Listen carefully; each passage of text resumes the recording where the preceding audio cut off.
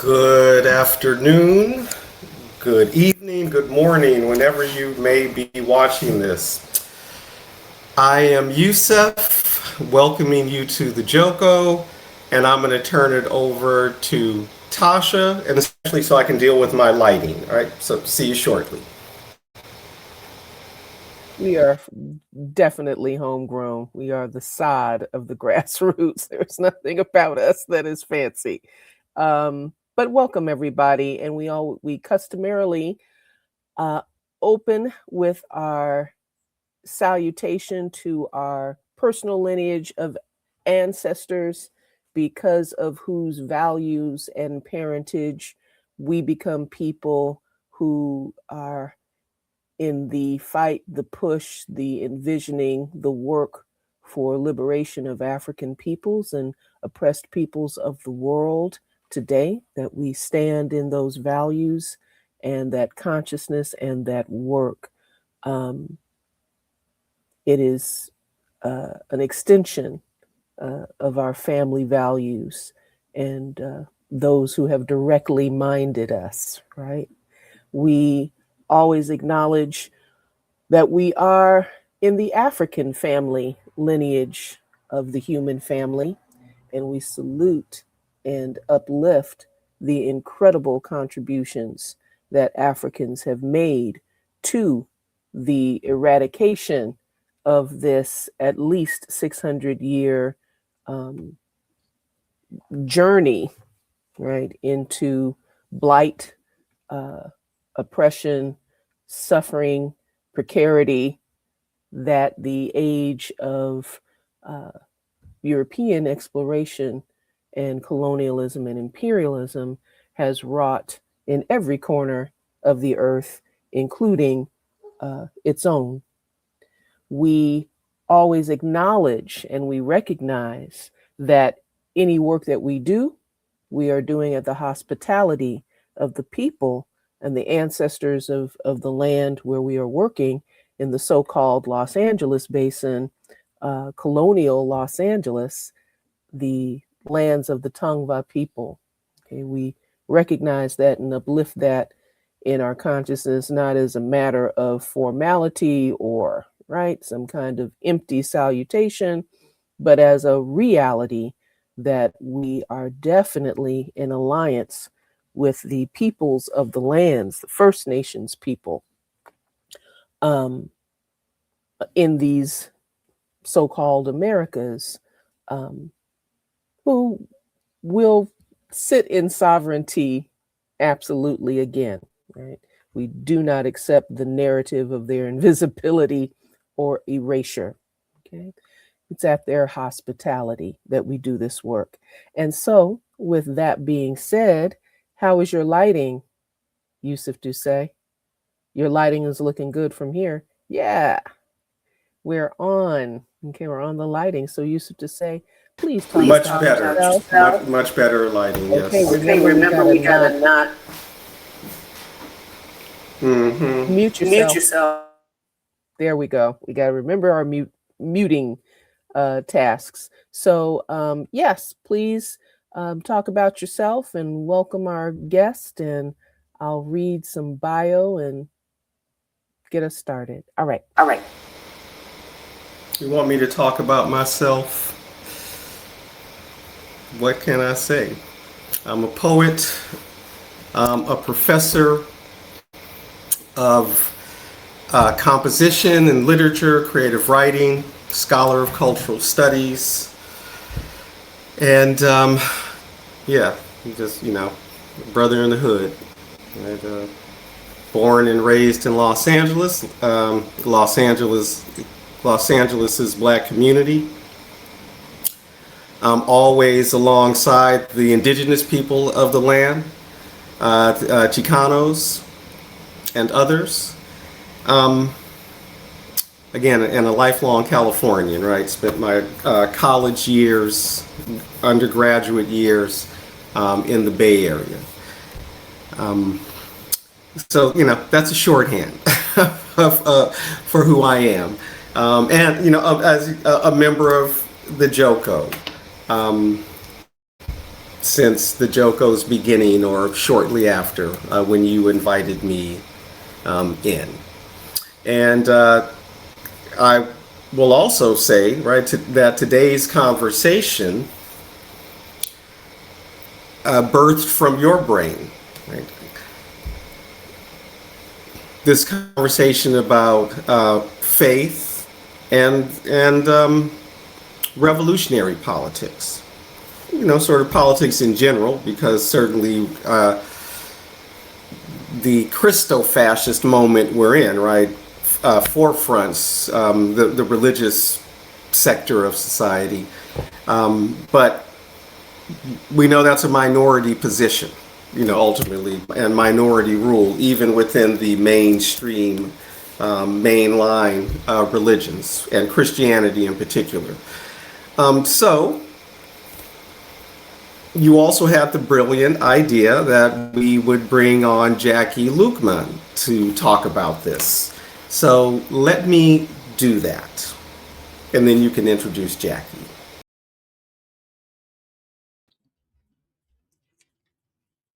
Hello.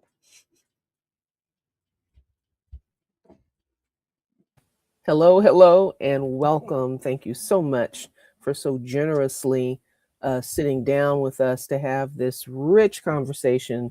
And as Yusuf said, we knew we wanted to talk with you, but actually, you know, as we go forward, this will unfold, had no idea how steeped in the topic you actually are and how centered in this topic you actually are. And so, for anyone who does not know, Jacqueline Luqman is a broadcaster, activist, and writer who explores faith, politics, and liberation through a Black radical internationalist lens. She is host of the weekly radio show Darker Than Blue on the Pacifica Network's WPFW 89.3 FM and a political commentator on the Black Liberation Media YouTube platform. She draws on decades of activism and scholarship to challenge injustice and inspire Christians to embrace a faith that resists oppression, and she lives in Washington, D.C. Welcome, Jacquie. Thank you so much for having me.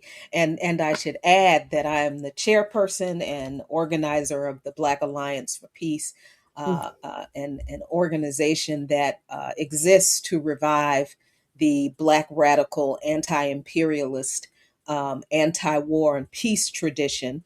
And it's not focused on faith, but a part of my job, or a part of what I see as my responsibility, is to connect those two communities, the Black radical organizing community and the liberation theology faith community, because we're not going to win this fight without the faith community. And too many leftists, I think, don't understand that because of, very accurate and needed conversation about the role of the abuse of Christianity, particularly. But there are so many of us who are Christians. If we think we're going to have any kind of revolution in this country without people of faith, we are delusional. But anyway, that's who I am. Yes, thank you. And right up to the moment, and what a fantastic irony, the targeting of Black Alliance for Peace by recently, I think, what did the document, was a document published on the 23rd of July Mm-hmm. that named the Black Alliance for Peace as one of these Cuban influenced organizations, leftist influenced organizations to watch, right, in the spreading and the contamination, as they said in the document, of the ideas. It's always been the ideas that have been harmful to Sure. business and you as usual. So how they will handle your prominent articulation of the intersection of Christianity and this kind of liberatory activism remains to be seen. Any comments you have about that, absolutely welcome before we get started. Please do, because they're losing their mind. Go ahead. Yeah. I mean, this is, I've done a couple of shows on Darker Than Blue, about this new Red Scare, connecting it to the history of the two previous documented Red Scare eras. And the Red Scare is, of course, this campaign of anti-communism that seems to pop up every time Black and brown people in this country are standing up and saying, "Wait a minute now, y'all are going too far again." And when people are opposed to the new war that the U.S. government is about to enter into, and people are opposed to these wars because it's working class and poor people who are going to fight these wars. And when working class and poor people rise up and say, "No, we're not going to fight another rich man's war. Send your kids to fight this war, you corporate CEOs and you capitalists, you politicians who vote for these wars." Well, in this case, they're not even voting for the wars. You politicians who start these wars, you send your kids. And what does the government, what does the state, what does the United States of America do every time that happens? They whip out the anti-communist cudgel, and they go after the very organizations and activists who are holding to serious anti-war, anti-imperialist peace principles.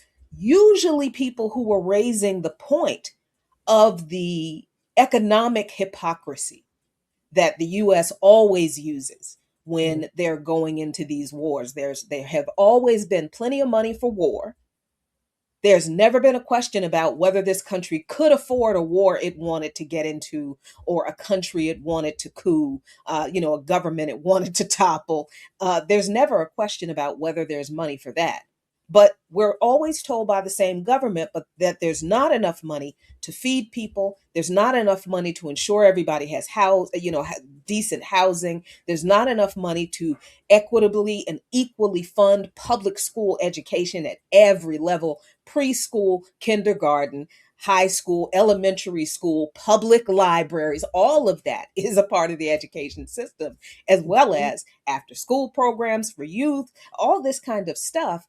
The same government that has no problem finding money to bomb people and deny other countries' sovereignty and rights turns around and tells us they don't have any money to address our human rights. And when people, working class and poor people, and particularly the folks on the very bottom, Black, brown, indigenous, immigrant, queer, marginalized folks, stand up and say, "No, we're not going to fight another one of your wars," then this kind of thing happens. We're influenced by a foreign entity. We've never needed to be told by any other entity other than the government of the country that we live in that we are being oppressed by them. We know that when we look at our paycheck and we know it can't cover the rent, the mortgage, and groceries for the entire month. And let alone buy us something nice. So we have never needed foreign influence to tell us when we are faced with injustice. So this idea, yes, it's concerning that we're mentioned in this report, and certainly, there are preparations that have to be made. These are things that we don't take lightly, but we're also not going to be bullied by an illegitimate, immoral, illegal state, and that is what the United States is. Always has been a fascist state. We know what we're dealing with. Yes, it's concerning. But we ain't scared. So. Yes, ma'am. Standing on centuries of resistance and successful resistance. And that successful resistance is exactly why they're losing their minds now. Trying to put the cat back in the bag. But it's not going back in. There's just going to be more winning. There's going to be so much winning. We won't know what to do with it. The only person winning is him. The only person winning is him. And that was the whole point. All this other stuff he's doing, that's his ego. But the real, this man is not an ideologue. He just wants to line his pockets and, basically say, "I'm the boss of everything and I was always right." The actual ideologues are everybody else around him. Yes, ma'am. They're the ones who are waging what they believe are the holy war. That's why they want to bomb. That's why they want to destroy Iran. That's why Yes. they want to continue to support Israel. They Yes. believe that these things are part of their twisted white nationalist interpretation of the Christian faith. And I'm going to Um, stop you right there because that yeah, conversation is going to unfold as we okay. as we progress through our questions. And feel free to add those seasonings as we go along. Anything else that pops up that's not in our questions, put it on in there, put it in the pot, right? So but yes ma'am, we'll start with, right, and we are here to talk about the untold and the suppressed history and the invisibilized history of the left wed to to Christian principles, doctrine, and activism as it manifests in activism, because the right wing wedding to politics and power is almost all that Americans know, about. That's the only association. There's nothing to else to model, right? Nothing else to model. And so, you're either a person of faith who is in these kinds of sects, or you don't know what else, don't know what to do with yourself. So we're developing that. And let's start with this description of, both of you, and maybe Yusuf, you'll start us off with describing your personal path to left political activism and the key doctrinal points that have informed that journey as a person of Christian faith.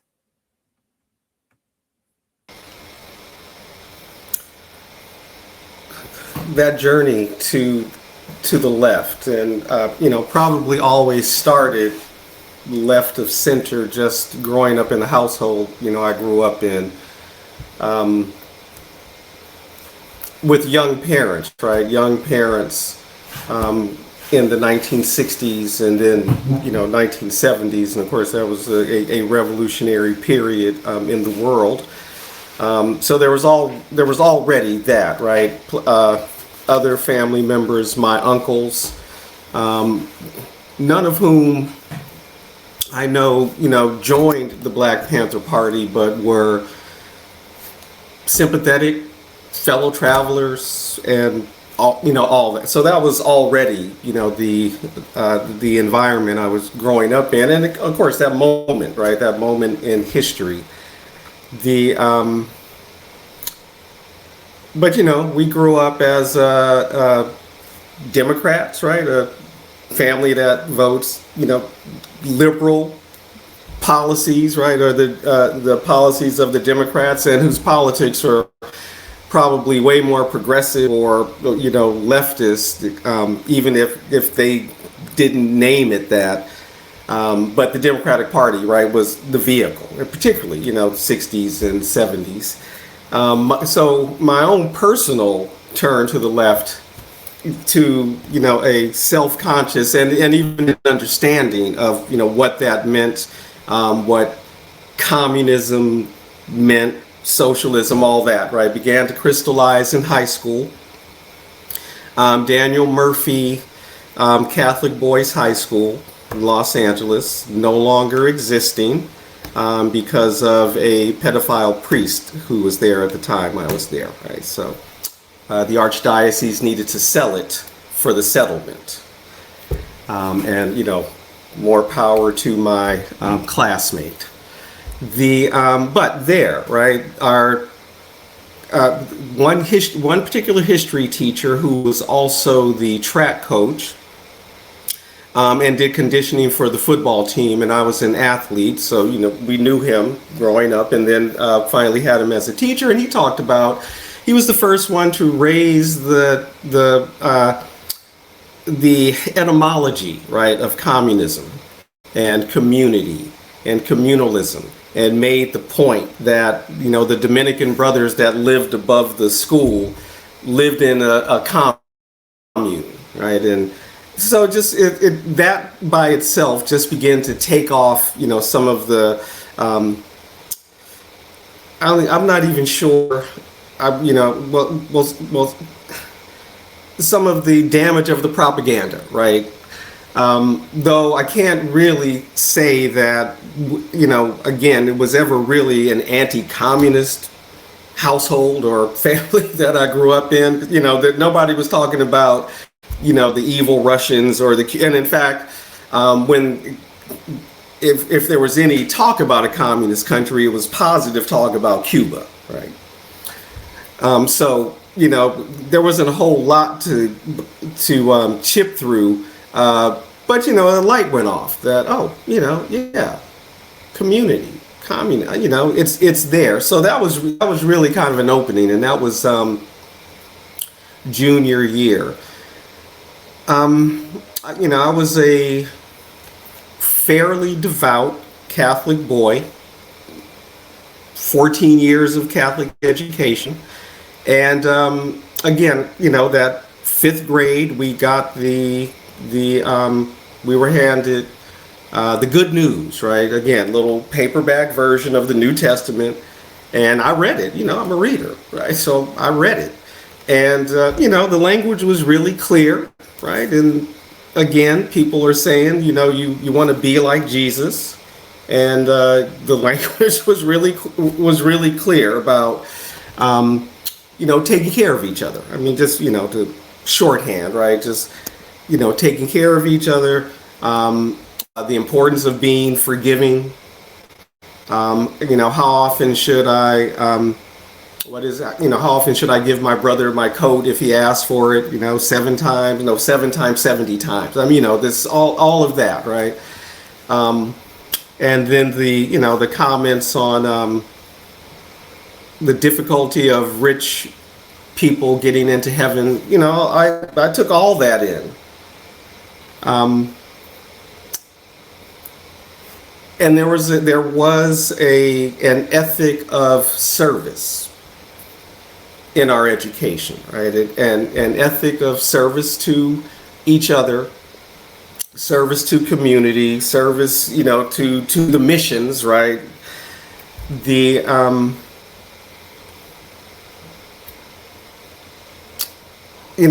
at a time when the church changed, right? So, because this is the post-Vatican II Council, and I remember first grade, the nuns working at the school were dressed in the traditional long black habit with the white wimple and cowl, the penguin, right? And then second grade, come back, 7 years old, second grade, and the nuns were all dressed in, modern gear, right? They all had on skirts, skirts that were below the knee, right? But these different skirts, right? Some wearing gray, some wearing blue, some wearing like a lavender, a little, instead of the full on thing, right? Some little, smart pink collar type blouse, right? And the little head thing, just like a little, I don't know, scarf type thing instead of the full habit, right? And some of them not at all, right? They wore, they didn't, they stopped wearing the habit. So it was just, overnight, or well, over a summer, right? And there was a clear change. Now I was too young I have a memory of it. The priests, back no longer to the congregation during Mass, but facing people. So there was I hesitate to use the word revolution in the church, but a further modernization, right? And I guess in many ways it was a revolution, because that's why you have so much and had some reaction to it, right? And now this new fetish for the Latin Mass and all that among conservative Catholics who hated all those changes. But all of that was this kind of the soup I was cooking in, right? So that by the time I got to St. Mary's College, right, and had some direct experiences with the colonizers, right, that where it was its own kind of political education. I came home that summer and really read everything black I could, right? And plus I was in, in that integral curriculum of the liberal arts, which again I still speak fondly of because I enjoyed it. But it was the a quote unquote great books of Western civilization program. So I came home hungry, right, for some African civilization, and was reading everything black I could. And I think the most important book I read that summer was To Kill a Black Man by Lewis Lomax, because it introduced me to something I had lived but didn't have the name for, right? Class differences among black people. And we grew up working class, right? And background on Malcolm X that I had never had, so which sent me next to the autobiography, right? And Malcolm Speaks, and hearing Malcolm talk about socialism, I just wanted to learn more and more about socialism. And at the same time, now what's happening in the world, we were aware of, and well, we meaning my peer group. We were aware of things going on in the world, right? We would see the news, the struggle in Zimbabwe, the struggle in South Africa. Being in Los Angeles, the revolutions in Central America were really prominent, right? And a growing Salvadoran population, a growing Nicaraguan population. Going to school with some of these guys. Very clearly remember catching the bus to school one morning, and getting off to make my transfer and seeing the newspaper, in the newspaper box, the assassination of Bishop Romero, right? So there was all that, right? And learning what was happening in Central America at the time, and the role of Catholic priest, Catholic nuns, people in the church, lay people, these communities involved in the struggle, right? Involved in the revolution down there.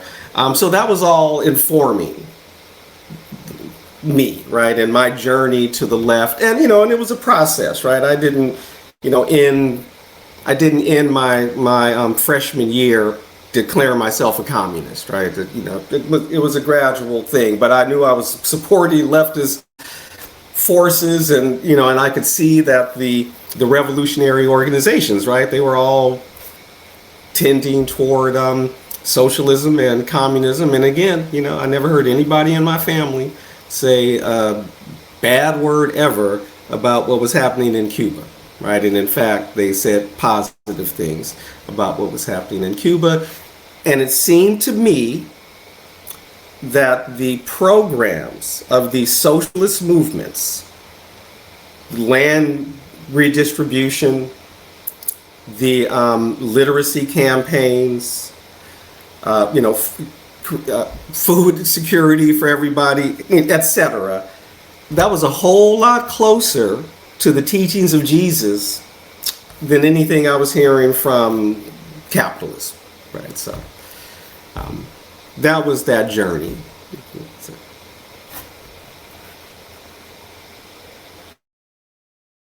You're muted.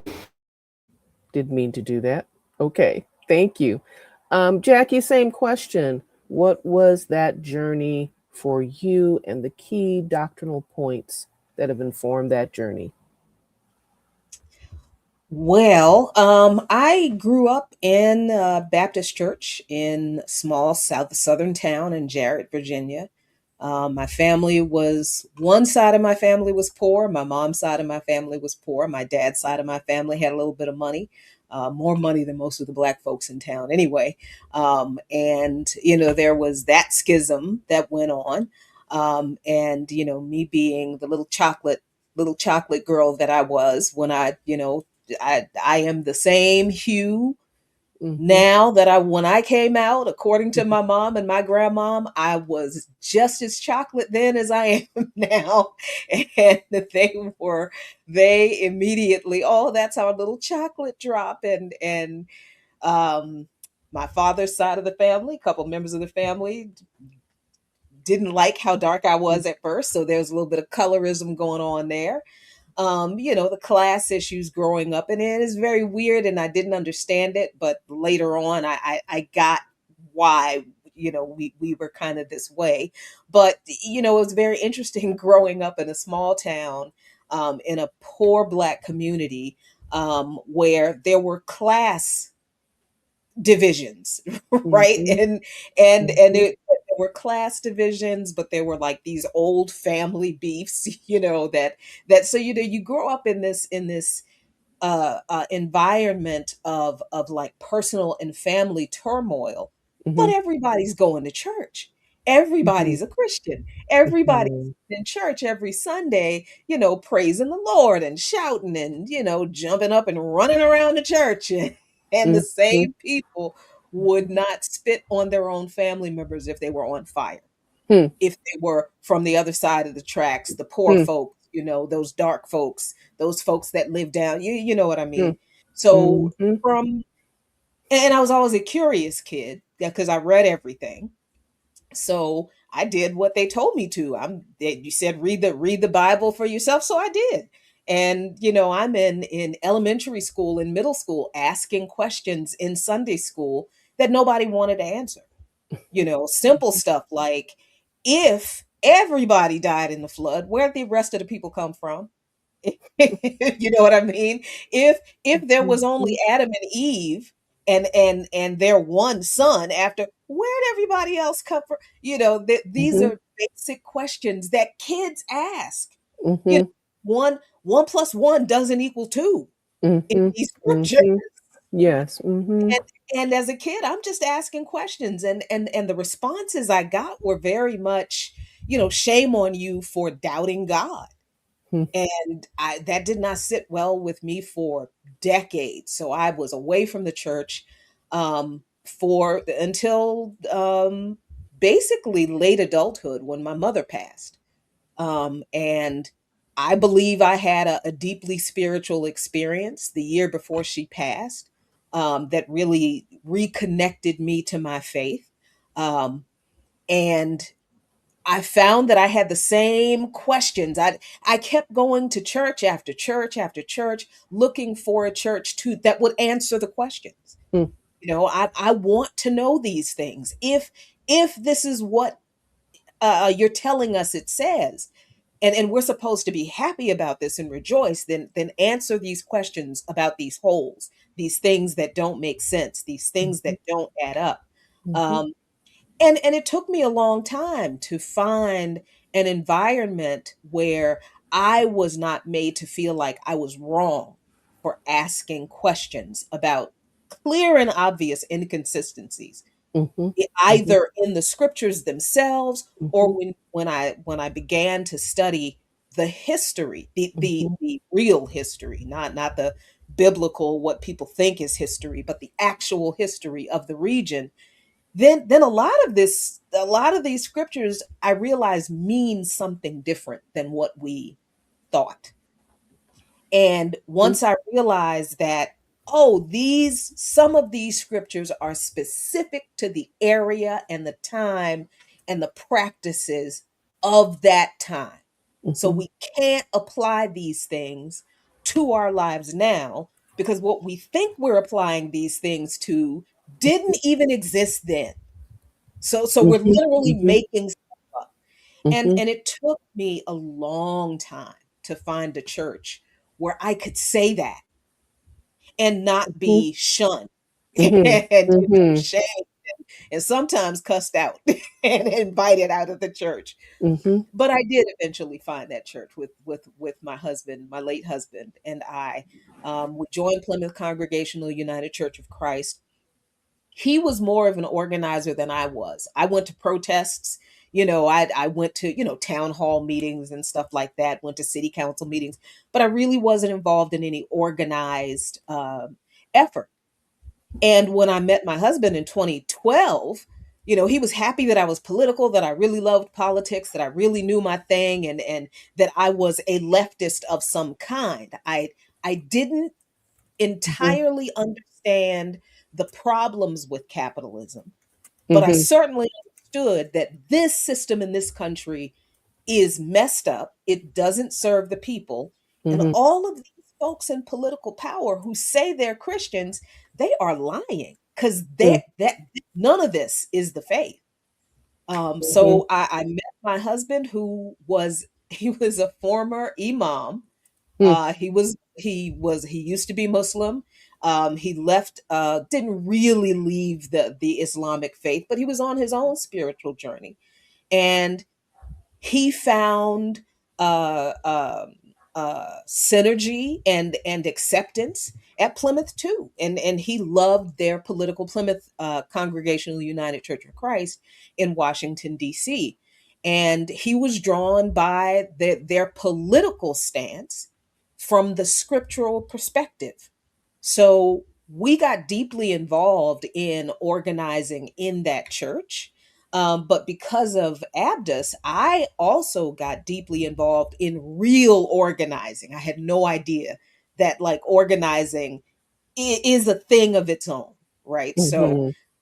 I Mhm. kind of I think in between marrying a man who was a Muslim scholar, basically, um, and um, taught himself Arabic to read and write Arabic, um, and ran his own mosque, was the teacher and leader of his own mosque. Um, he taught me about Islam and the connections to Islam and Christianity and Mhm. Judaism.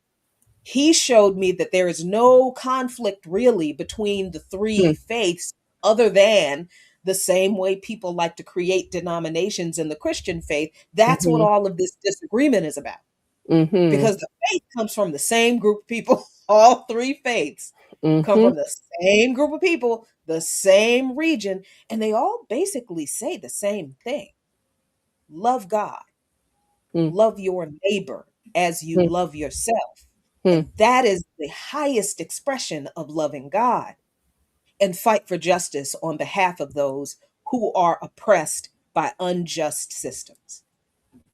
And that's how I grew as an organizer, as Mhm. a revolutionary, as a radical, and as a socialist and as a communist in my organizing in the Black Alliance for Peace, because they told me I had to read. Mhm. So I love to read, so I read all this history, not everything, but things I did not know. I read Michael Parenti. I read Assata Shakur. I read Kwame Ture. I read W.E.B. Du Bois's Black Reconstruction in America, and I didn't even get through that the first time. I think I got through the first three chapters, and that was enough to change the way I thought about slavery, about Mhm. labor. It was just so all of this reading I was doing of Mhm. revolutionary texts deepened my revolutionary anti-imperialist ideology and pushed me toward maybe I'm a socialist. But it was my Christian faith and reading about the Christians in the global South, on the continent, around the world, who have been engaged in the struggle for liberation and justice against oppression, like Father Oscar Romero, like the nuns and the priests who were massacred in El Salvador along with him, like Nat Turner, Yeah. like Denmark Vesey, and Mhm. like my hero, John Brown. John Brown is the only white hero I have. As much as I dig Michael Parenti and Karl Marx is my dude, and Engels, yes, all of that. But John Mhm. Brown gets the goods. And Mhm. John Brown for me was, aside from like hearing about the modern African liberation theology preachers and movements movement in this country, James Mhm. Cone, Howard Thurman, Mhm. just an amazing, just Albert Klieg. Albert Klieg blew my mind. Just, I just amazing, amazing scholarship. Mother Audley Moore, Mhm. her struggle for reparations was also a struggle for spiritual clarity, because that woman was a woman of faith, and she believed that her struggle to advance the cause of reparations was an expression of faith. And Mhm. many of our African revolutionaries included Mhm. some aspect of faith in Mhm. their struggles, if Mhm. they were not themselves believers. Um, uh, uh, I don't know why I'm having a blank right now, but Marcus Garvey. I Yes. mean, one God, one aim, one what? Come on, Yes. So Mhm. regardless of, and I experienced the schism on the left about faith, and I understand and I get it, but my refrain has always been, if you know I'm a Christian and I am out here doing the work, I don't know Mhm. what your problem is. Mhm. Your Mhm. problem is not with Mhm. me. Mhm. And if I've explained to you that this is what the faith really is, and this is, I don't, then the problem is Mhm. yours now. Mhm. Mhm. But Yes. Right. What? that's, yeah, Go but ahead. I'm sorry. Go that's ahead. how Mhm. I can, no, no, no. That's how I think I kind of got the two in the same place. And then at some point, I don't know that I was always convinced, even with the examples of, Oscar Romero and uh, uh, Mhm. uh, Albert Klieg and James Cone and Thurman and all of those folks. I still was kind of hesitant, I think, to declare, yes, I'm a socialist, Mhm. until I really read Acts 4. Hmm. That really, Acts 4, what is it? So I guess starting in verse 30 something, where the early church is described as, they all had one thing in common. No one claimed their own possessions for their own. People who owned land sold it and brought the proceeds back, laid it at the feet of the disciples, and the disciples distributed everything to everyone who had need, so Hmm. that no one in the community went without. I read and studied that group of scriptures so many times to be clear and to be sure that I was spiritually on the right track when I declared myself a socialist. And Mhm. that's where I think where I got where I am. And the more I learn, the more I realize, oh, the people who wrote the Bible are all from the Middle East. That's where the book comes from. Okay, so what are y'all talking about? Mhm. Who's, because this is not the Jesus y'all talking about. That's not this Jesus in this. Mhm. Speaking of which, that takes us Yeah. right to our next topic. Takes us right to it. Because the Christian sect that's now occupying the seats of power in the U.S. and in other Western European countries, we understand that is a Western phenomenon that's been taking root over a couple of decades. These so-called white Christian nationalists here, the Christo-fascists, as Yusuf uh, referred to in the intro. It's infamous for its fundamentalism, right? Its literalist interpretations of scripture, even if it sharply contradicts historical records, scientific understandings, etc. Right? In fact, it's widely observed that these folks are anti-enlightenment, not only for its social values, but for its value of rationalism. So, talking to y'all about what your comment is, one, about the supposed conflict between Christian faith and rationality, and then what are a few of the things that you would suggest need to be understood about Christian faith and historicity? So I'll come back to that second question, but just that first one. Is there a conflict between Christian faith and rationality? Yusuf, want to hop in?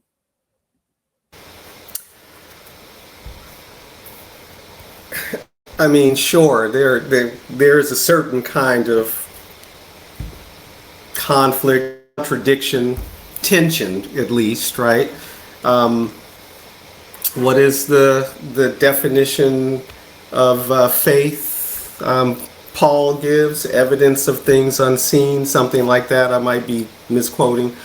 So there's the element of at least, as you heard me say, the extra rational, right? It's isn't necessarily rational in an empirical way, right?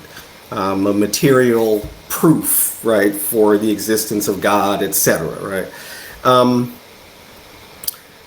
Now, in how people have organized and applied the principles of their faith, the whole process of theological exploration, right, is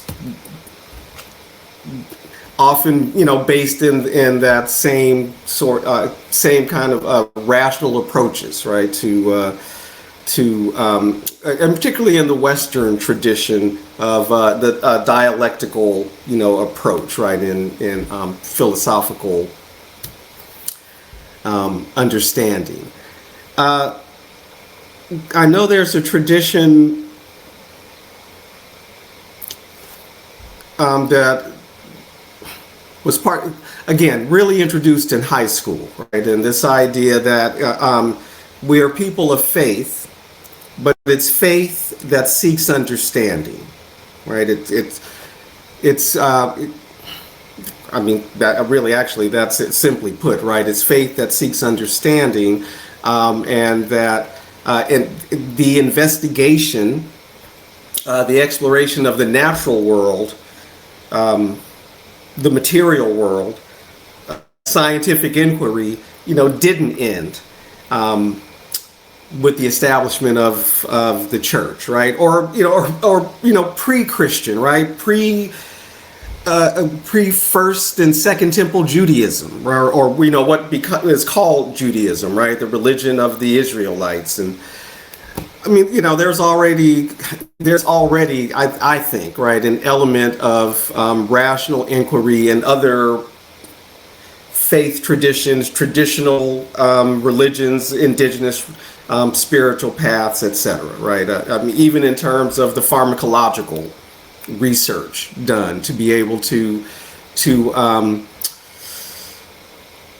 effectively, use something like peyote or ayahuasca or et cetera around the world, right? The et cetera, right? So there's always that element there. But in high school, we were definitely more directly introduced to that idea of, we're people of faith, but it's faith that seeks understanding. I took it for granted, right? I was introduced, or I should say we were introduced in our Catholic school, right? We were introduced to Darwin and the theory of evolution, I think in the 5th grade, right? And it was, there was, and along with the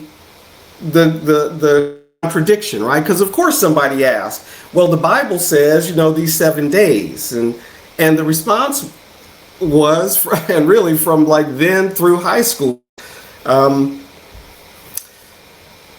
poetic language, right? That we have to understand that the language of the Bible can be poetic, and what we think of as a human day could be eons in the mind of God, right? So that there was already we were already being primed for a more than literal understanding, right, of biblical text.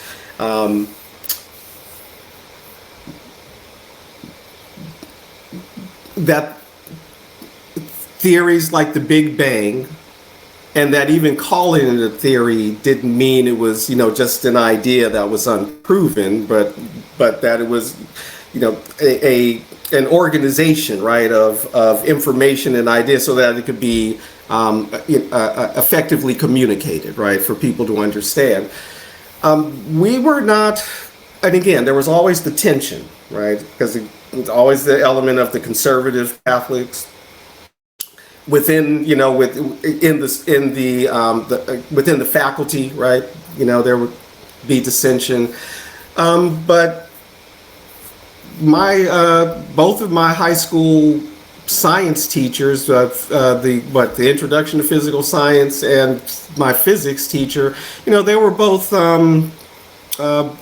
brothers, right? Dominican brothers. And I think one on his way to becoming a priest. And there was never any sense that we shouldn't learn this, that somehow it was heretical to learn the theory of evolution, the Big Bang theory, etc. About what insights into the physical universe had been learned over the last thousands of years. The trial of Galileo was not hidden from us, right, as some way to not give the church a black eye and all this. And of course, again, Los Angeles was a kind of a particular place at the time.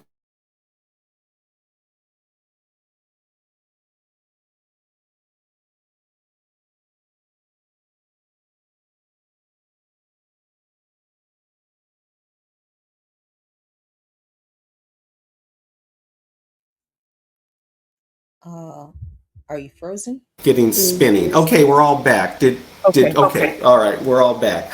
Los Angeles at that time. This is the place where basically the Sisters of the Immaculate Heart, revolted up at the, Immaculate Heart High School and convent,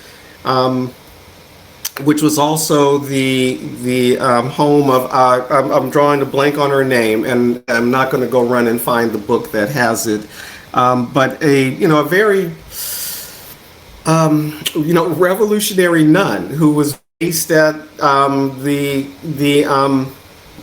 convent of the Immaculate Heart up in Los Feliz, right, just under the Hollywood Hills or just east of them, who was creating anti-war material, right, and pro-civil rights material, and getting into beefs with the Cardinal. Cardinal, I forget who, McIntyre, who was a totally regressive, Cardinal, such that, he was eventually removed by the Pope, that, okay, we're going to do this kind of compromise on this side, but if you want me to do it, you're done, right? You need to retire. They moved him on out. This, it's a time where we were talking about it yesterday, Tasha. It's the period of the television show Insight with Father Bud, right? And Father Bud, who would have these. Well, I don't even know if I can call them interfaith ceremonies. It's just that people of many and all faiths would come to his services, right? Would come to hear him say mass and to hear his lectures. Again, that's part of the milieu that I was in, and so growing up, there was never any sense of a conflict between rationality and the pursuit of knowledge, empirical knowledge that contradicted spirituality. Again, it just was another way you needed to understand your spirituality and our relationship with the world. We didn't learn this. I didn't learn this as a young man, but very recently pointed out that someone like Saint Augustine and and what's his name? Anselm, I'm gonna, not Saint Anselm of Milan in Italy, but another Anselm, the one who came up, what the ontological proof of God. God is that which nothing greater can be conceived, which most people find inadequate but I actually for me, right? But anyway, I'm getting off the point. Both of them make the point in their writing. So we're talking about now the 5th century of the Common Era, and I think the 11th century of the Common Era. That using the language of the time, when natural philosophy tells us something about the world that we have to know to be true in the material world, and that contradicts Scripture, we don't deny the science. We have to rethink how we understand Scripture, right? And that's a very old tradition, right? So again, this idea of faith that seeks understanding and seeks understanding in all the various areas of human endeavor, right? So not just in the physical sciences, in the social sciences, right? In political economy, in the arts, etc. All the various pathways that humans seek understanding, and even particularly in the arts, right, where the spiritual and the rational come together, right? Very in a very concrete way. So anyway, that's my response. And Jacquie, same question. The faith and rationality. What is all the fuss about? Well, I do not believe that the faith as it was conceived, however we want to, imagine that.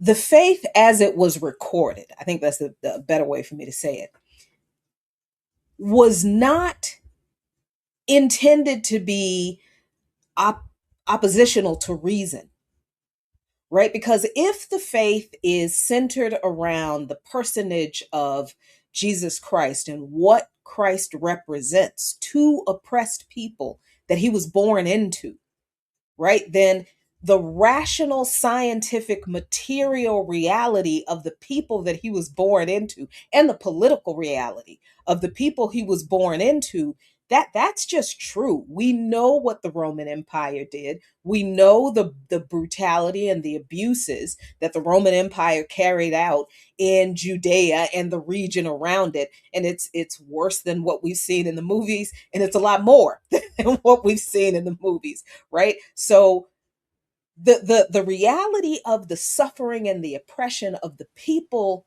who Jesus was a part of was the reality. That is history.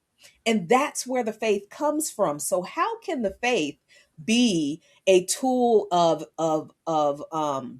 anti-intellectualism and a rejection of rationality and the current material conditions, a rejection of modernity? Or did I pronounce that right? I hope I did. Yes, ma'am. So how can a faith that is the I guess the spiritual answer, but also I guess I want to call it the emotional and um it's a word I can't really describe, but it is really just the hope that, exactly what Yusef said about what Paul said. Faith is the substance of things hoped for, the evidence of things unseen. The people who the Bible came from hoped for liberation from occupation. They fought against it, and we know they fought against it because historically we know the Maccabees existed. Historically we know the Jacobins existed.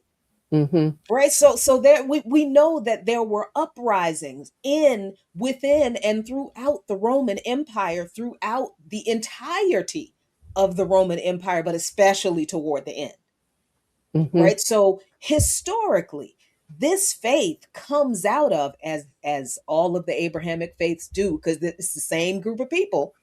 This faith comes out of people who are experiencing real social, economic, political oppression that happened in real life, that is well documented. And the response of a group of these people was Jesus and what Jesus represents in the spiritual world. And what it is this empire will not win. These earthly forces of evil and oppression and division and hatred, they will not win, especially if we follow the example of Jesus, who came and said, I know this is the way certain people are treated in this society in this way, but I'm here to tell you there's a better way. There's a different way that we need to survive and even thrive and outlive the oppressors so that we can establish the kingdom of God on earth. So if the rational world of political, military, economic, social oppression is the environment that this faith comes out of, and Mm-hmm. the tenets of the faith it's themselves speak to the oppression that those people endured, and those scriptures guide us to treat each other differently from the way the oppressor treats us in order to realize the kingdom of God on earth right now. How is that? How is that irrational or anti-intellectual in the face of confronting the actual oppression that people are facing? Because that's what the faith is. Now, what has happened is that the powerful have taken a grassroots message of oppressed people with a program of rebuilding a broken and fractured community by the oppressors. The program of Christianity, the program of Christ, is to center community on love of one another and love of God. And God is, according to the same scriptures, hates oppression, hates people who oppress the poor, hates people who exploit the poor, hates people who steal from other people. So, if that is the nature of God, that has to be the nature of our expression of our faith as we express this faith in yet another empire that's oppressing us. So, what has happened is the powerful, from the earliest days of the faith, the powerful took the documentation of that grassroots movement of organizing community on sacrificing for each other, loving each other, commonality, unity, justice, and peace, but not turning the other cheek and allowing people to beat you up kind of peace, but a radical kind of peace that says, literally, we are going to be the ones who speak up on behalf of the oppressed in the halls of power, because that is what our God would do. That is what our God commands us to do. And that's what our Savior modeled for us to do, because what else was the overturning of the tables in the synagogue other than Christ showing us that this is how you challenge. This is how you challenge the oppressors. Yes, you got to love each other, but sometimes you got to do some direct action. Right? This is not a laying down and letting the oppressors walk on you kind of faith. Mm-hmm. But the Mm-hmm. powerful could not allow that narrative to stand. Mm-hmm. They couldn't Mm-hmm. allow, and the powerful in every era since the documentation of the Abrahamic faiths were documented. The Mm-hmm. powerful took those grassroots thoughts and Mm-hmm. ideas about how to survive and ultimately defeat the empire. They took them and they took out all of the things that were clear about those things, and they changed some things. They inserted words that weren't in original texts.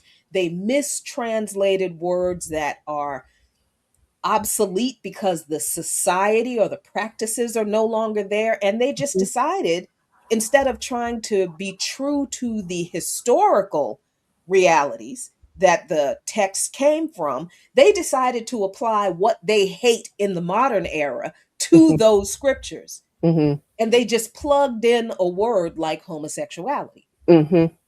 so they could justify the oppression that they wanted to carry out Mm-hmm. against certain people, Mm-hmm. or they just flat out lied about certain scriptures like the curse of Ham, which has nothing to do with Africans or African people, because skin color is not in those scriptures. But the powerful understood that they had to manipulate this incredible grassroots, the documentation of this incredible and powerful grassroots movement, in order to ensure that oppressed people around the world wouldn't find the revolutionary and anti-imperialist and I'm going to say socialist messaging in these scriptures. Mm-hmm. So the faith is the faith itself, not the problem. Mm-hmm. The Mm-hmm. powerful getting a hold of the faith and manipulating the faith, institutionalizing it, Mm-hmm. making the faith the official faith Mm-hmm. of the Mm-hmm. Roman Empire. That is the exact opposite of what Christ was, who he was, and what he did. If you Mm-hmm. believe him, the Mm-hmm. exact opposite. But that is exactly why the faith looks the way it does today, Mm-hmm. and it's why it is lived the way, Mm-hmm. particularly by certain people. Mm-hmm. Mm-hmm. Because the people who bastardized the faith from the very beginning, Mm-hmm. they had the same ideology. Excuse me, or these folks today Mm-hmm. have the same ideology they did. Mm-hmm. Mm-hmm. Excuse me. Okay. Okay. Yeah, I just having this weird pollen Take your issue, I time. think. Okay. Well, Excuse me. you are actually taking us right into our next like area of highlight, our next area of focus. So we've had a bit about rationality and the basis of embracing the rational.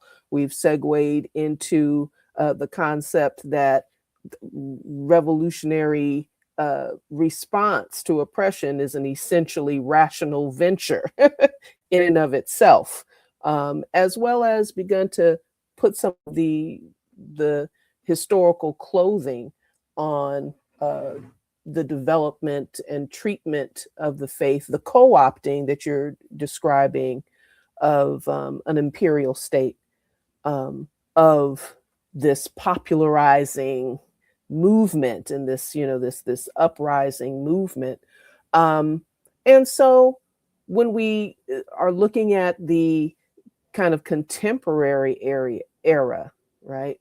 What are some of those specifics as to how this Christian faith has become so wed in the contemporary mind? Maybe this is over, let you all say over what period of time, but how has it come to be so wed to right-wing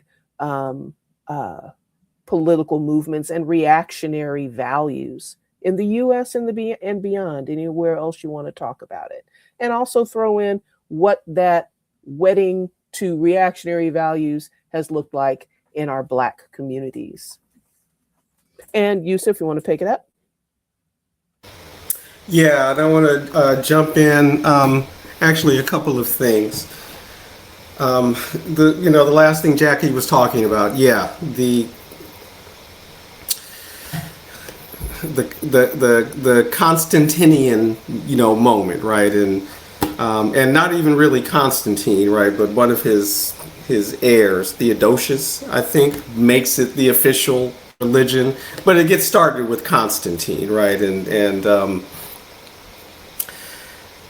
So with that turn, though, with power declaring itself Christian, right, and even the leader of the church, there's always a dialectical response to it, right? So the emergence of Christian monasticism, right, was a kind of a response to that, right? A moving away. Folks like Saint Francis of Assisi, right, is a response, to power, right, and that bastardization of the faith, and so that has been an ongoing process, right? That dialectical struggle between power in the church and those who try to again, get back to stay with that grassroots level, and something that has always kind of informed my sense of the church, right? And even again, how I was taught to understand what the church is, right? That it's not the institution. This whole notion of the mystical body of Christ, right? The church it's the body of believers, right? Not the hierarchy. That's the management level, the power and all that. But the church is the body of believers wherever they are. And there's a whole lot of difference between whatever might be happening at the cathedral or, and some little parish or community church somewhere, right? And so it's hard to talk about, the church, right, as this monolith, right? Because it is, as I've said before, there are a billion Catholics in the world, and, a billion people. There's all kinds of tendencies and everything, right? Like, we cannot deny, right, and in the period of modernity, the uses and misuses and abuses of the Christian religion as part of the imperializing and colonizing project, right? The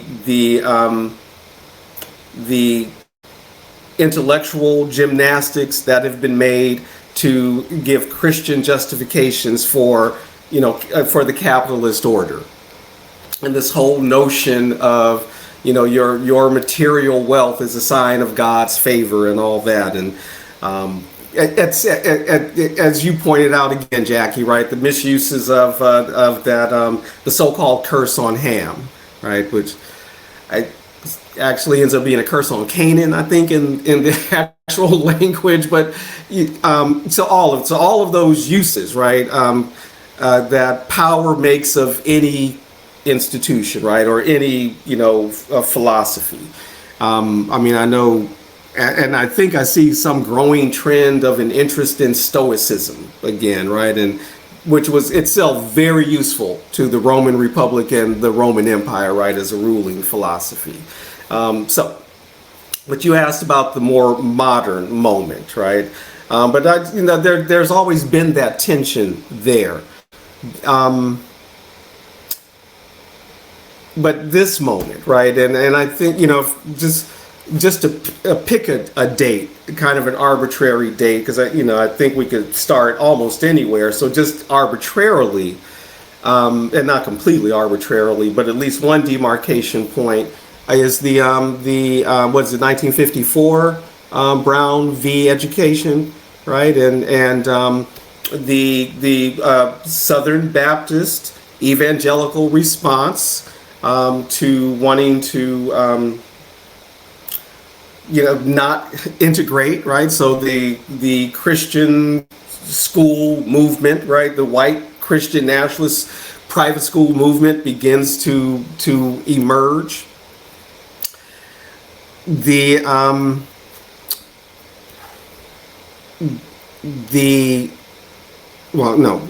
my last point.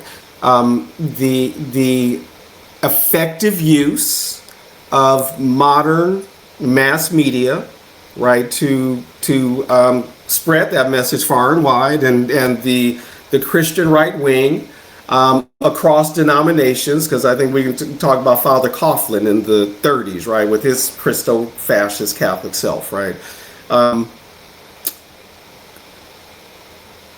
Again, we're literally able to broadcast this message, broadly, and particularly in a world that was changing, which leaves people feeling destabilized, right, and challenged. I mean, I got to start treating these black people and these brown people like equals? I mean, the one thing I had to hold on to was my whiteness, right? Now I got, that's not going to be worth as much. So, you can find a receptive audience. There's always been a history of kind of religiosity in the British colonies that then become the United States, right? Historians talk about multiple so-called Great Awakenings, right, in the United States. So there's a fertile ground for this distorted form of Christianity that's anti-modernist, anti-enlightenment, committed to literalist interpretations of the Bible, and partly as a function of modernity, right? One of the intellectual turns in modernity is this concern for historicity, right? And did it really happen? And And so the Bible has to become a history book in a way that it hadn't been before, which is not to say, pre-modern people didn't think those things didn't happen, right? But, it's just a different sense of the historical that we have in the modern day. And so I think there was a pressure being felt by modern Christians, and especially as they might be getting challenged by the forces of science. Whether is this historical or not? And so these literal readings of the Bible, because now it has to be history.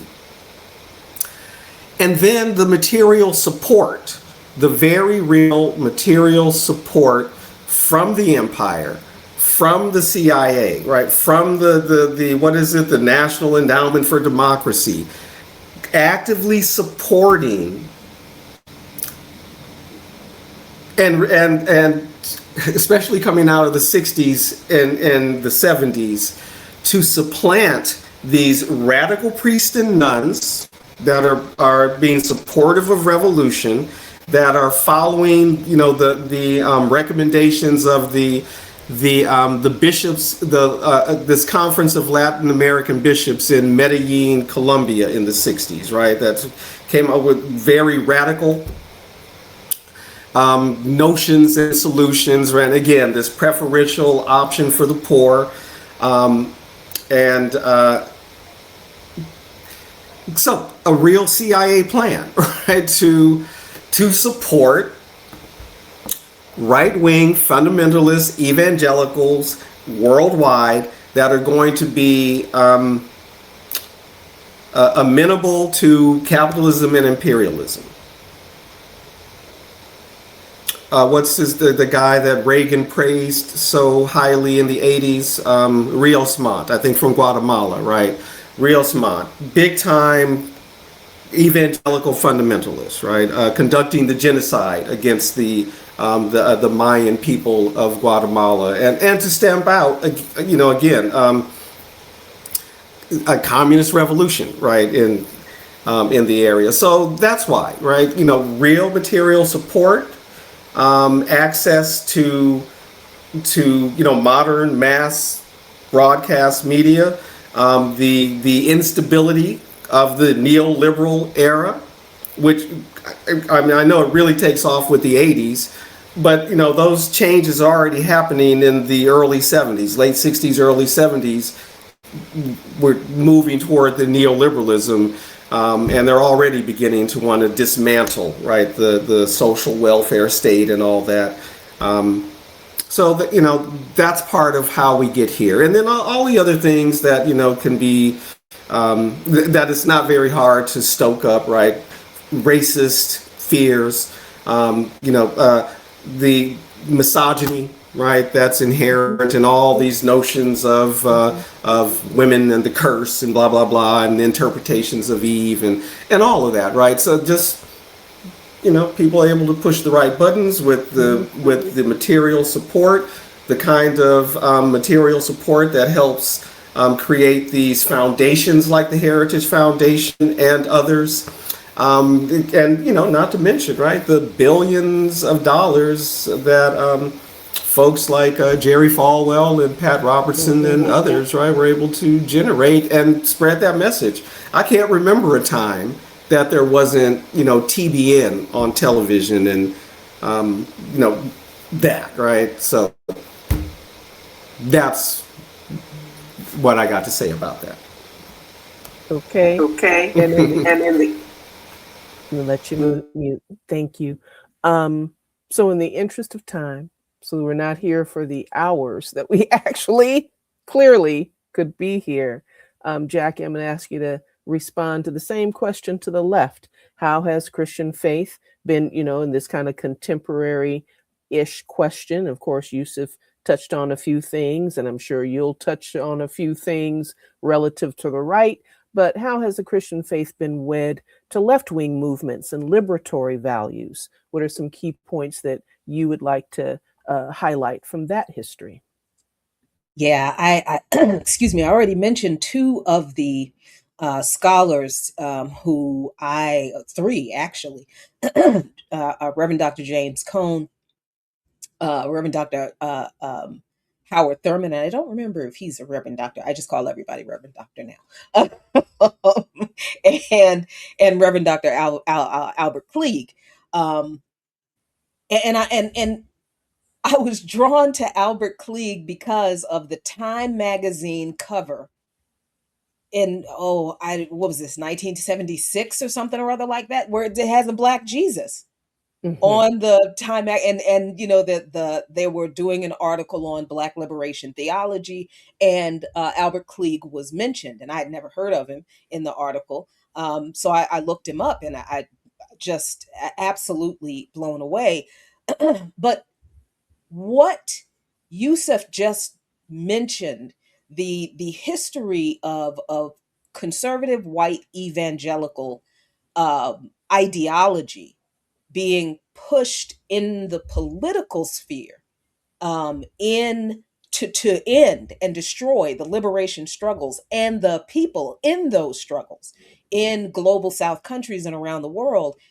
That happened, all of that. And you've got to read books like the open veins of Latin America by Edward Galeano, to really understand what the U.S. did, and um, Killing Hope by William Bloom. Just literally a list of all of the U.S. interventions around the world, from like Haiti to I think the Iraq War is when the last thing that he put in that book. So those things, when people found out about what the U.S. did in El Salvador, in Nicaragua, in Cuba, before now, right? Because what they did now, this is not the first. When people found out, when Christians, I think in the United States, found out that, wait, the U.S. government did this to Christians, and what is going on?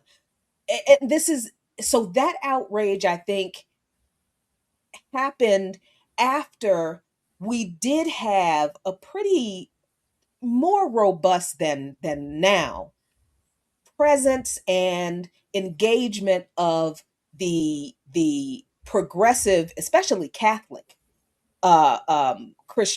Christians involved in anti-war, anti-racist, and other movements in this country from World War One, on beyond.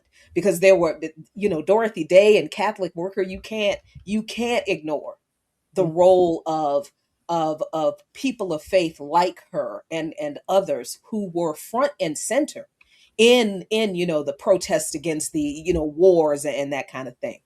But at the same time, we also didn't realize that I think we were deeply indoctrinated in this country. Even though people didn't realize what was happening, they responded to it anyway.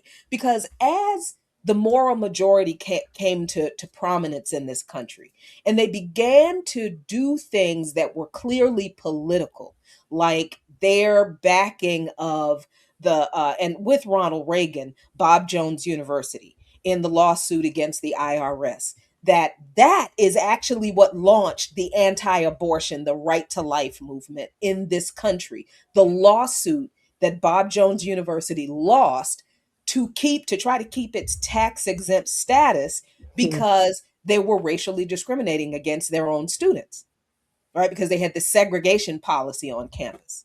And the moral majority in this country, the white conservatives, Jerry Falwell and his ilk, they seized on this lawsuit to claim that, look, this is the government persecuting the Christian church.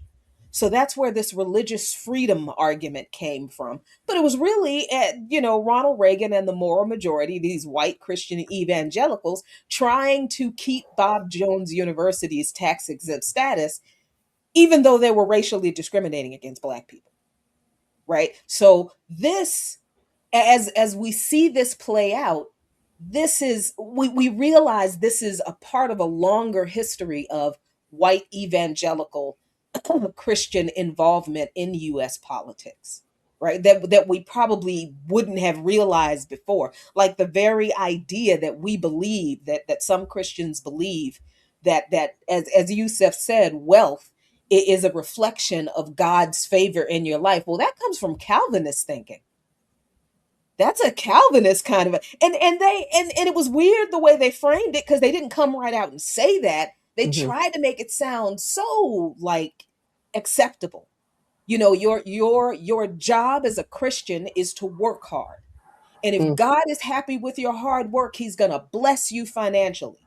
And if you work and God doesn't bless you financially, then that means you have done something wrong and he is mad at you.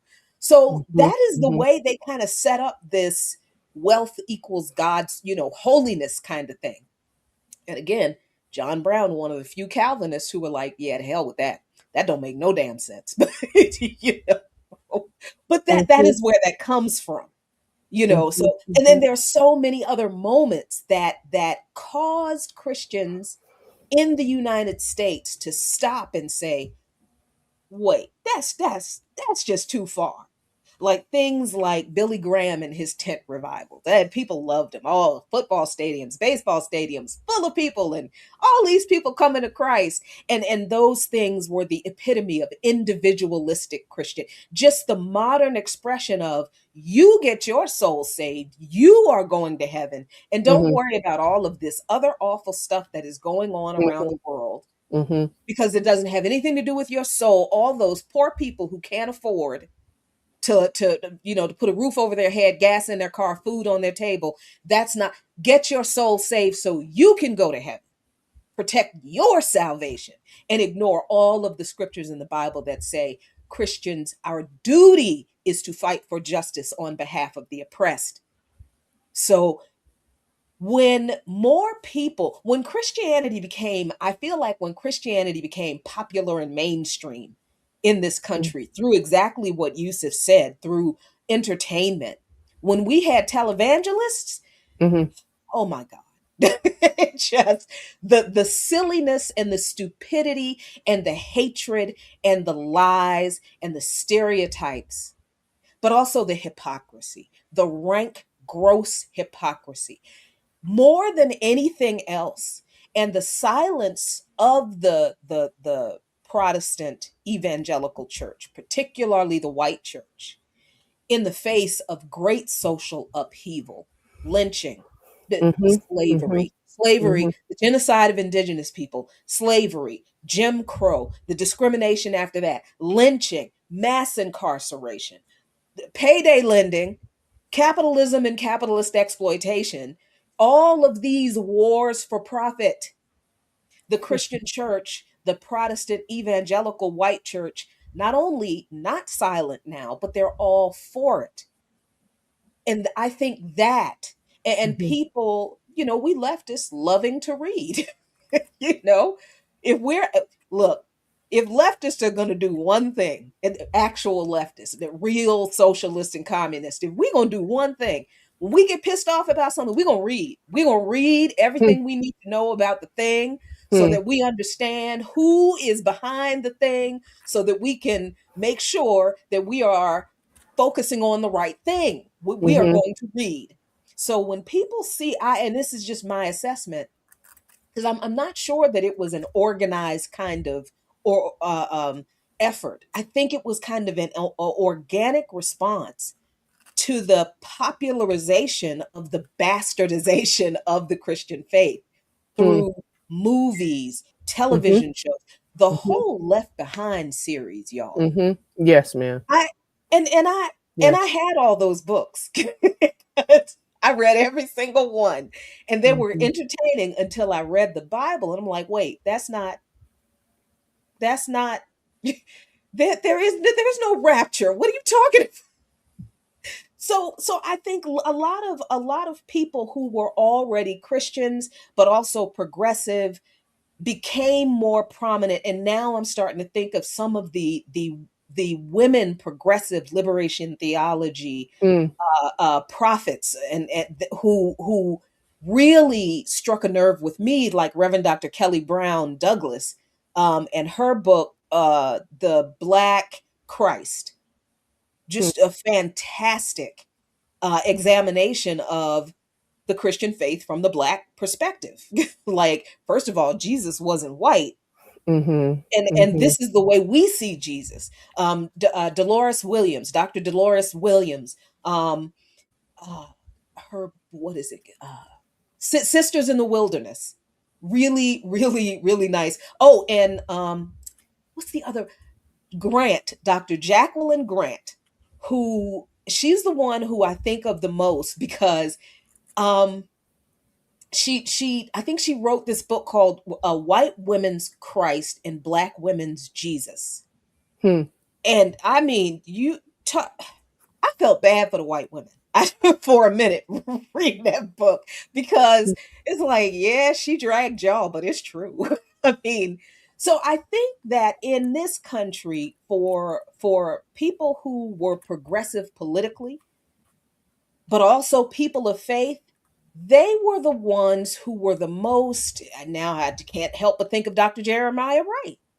Mhm. You know what he they were the ones who revived the black liberation theology tradition in this country. I think that Dr. Horn, Dr. I'm thinking of Gerald Horn for some Mhm. reason. Mhm. Dr. Cohn, Dr. Thurman, and others, and Klieg, that they started, that got thwarted, that really, honestly, it got co-opted by George Bush. Hmm. It got co-opted by Mhm. George H.W. Bush and Hmm. his faith-based initiatives program, and it was kind of happening before then, but not as I don't think the black church was as captured as it was when George Bush came up with the absolutely brilliant idea to give government money to black megachurches. Hmm. Because how else are you going to spread this white Mhm. Christian Mhm. evangelical conservative stand with Israel no matter what, because that's what the Bible says Hmm. message to a bunch of people who are the descendants of the people that Yes. y'all's ancestors enslaved, using the same lies that are being used Mhm. right now in the several genocides that the US and Israel. Like, how else do you convince those people Hmm. who learn to read by reading the Bible at Mhm. in the woods? Like, they would I learned this by researching my own book, digging pits in the ground on the plantation and covering the pits up with, branches, leaves, or whatever, Hmm. quietly learning to read by candlelight in a pit in the ground using the Bible. And they're reading the same scriptures that these white folks are saying, oh, this is where the curse of Ham comes from. This is where the table of nations comes from, that Mhm. shows that all Mhm. of modern groups of people Mhm. migrated from but these are the same group of people who won't even admit that the faith and the Bible comes from the region in the world that they are bombing to smithereens right now, Yes. right? And that they are Mhm. paying Hmm.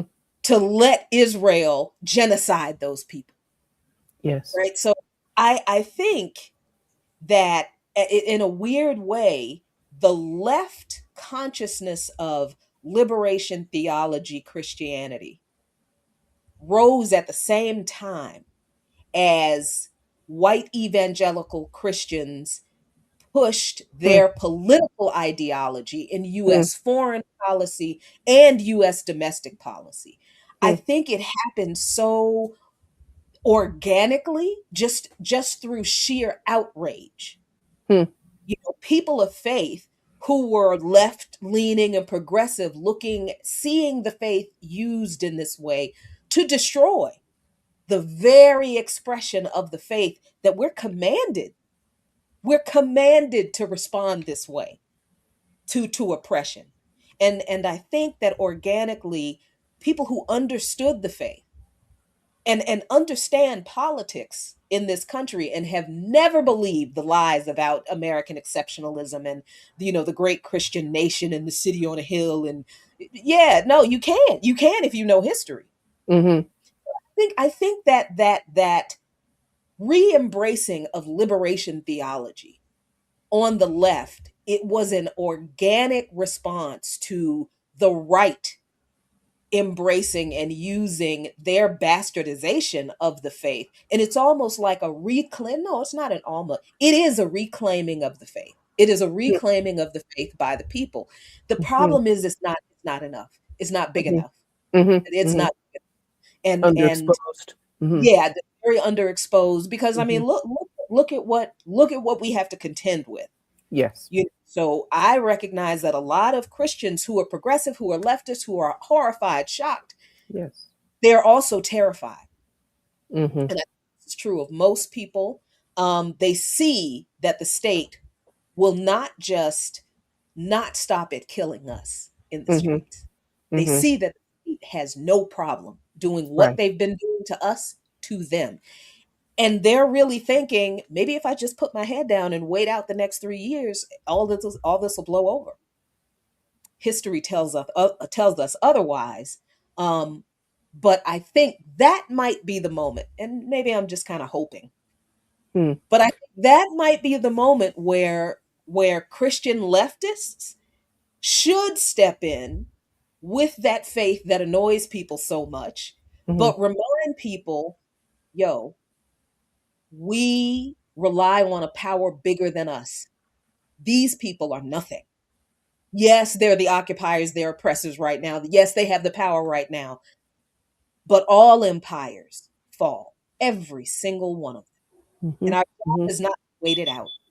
Mm-hmm. Our job is to stand and fight, to stand with each other and to fight for each other. And you cannot do that sitting at home Mm-hmm. or in your closet. Mm-hmm. Mm-hmm. So I do think that I think that the period of great, and this is kind of the way I'm thinking about it, hoping and praying that this is how it, and doing everything I can to bring us to that point. I am hoping for a great reawakening of the Christian left. And that we especially that we unite with Christian leftists around the world. Because having seen the expression of Christianity in Mm-hmm. Venezuela and Cuba, in China, in Dominican Republic, and I haven't been to Haiti yet, but I know plenty of Haitian people. Seeing the expression of Christianity fuel in Colombia, where I literally saw people who were protesting the Ivan Duque government doing their Santeria or Ifa um, Mm-hmm. uh, um, ceremonies Mm-hmm. or a protest, and then incorporating it into a Catholic mass. And there is no conflict among the people between the two, the Mm-hmm. indigenous faith and the Mm-hmm. Christian faith, but there's Mm-hmm. also no conflict between people of faith and the people who need to get out in the streets and fight for their lives and their countries. Mm-hmm. I Mm-hmm. I think that period, that time is going to come for us, I think, in this country. And I just hope, and I'm doing everything that I can do in my power to at least get the people I know there. But I hope it would be a great groundswell. Mm-hmm. Because Mm-hmm. I don't know what's going to happen. Mm-hmm. Heard. And Yusuf, before we ask Jackie to talk about uh, what we need is John Brown Christians, um, any last comments, any things that you want to put in? Yes. First of all, I concur with Jackie, and actually, I think we're seeing the bubbling up of that now, with the way Christians, self-identified Christians have been in the streets specifically opposing ICE right now, and wherever they may be on an ideological scale, right, whether they are self-identified socialist or not, they're fighting the good fight, right? And I think that's going to continue to increase. I know, Tasha, you and I have been more cognizant of the number of white evangelicals and non-white evangelicals who came up or, were in those white evangelical traditions who are going through their deconstructions, right? And talking about their deconstruction and coming over to the left, right? Making their way. So I think what you're talking about right now, Jacquie, is happening and is going to continue.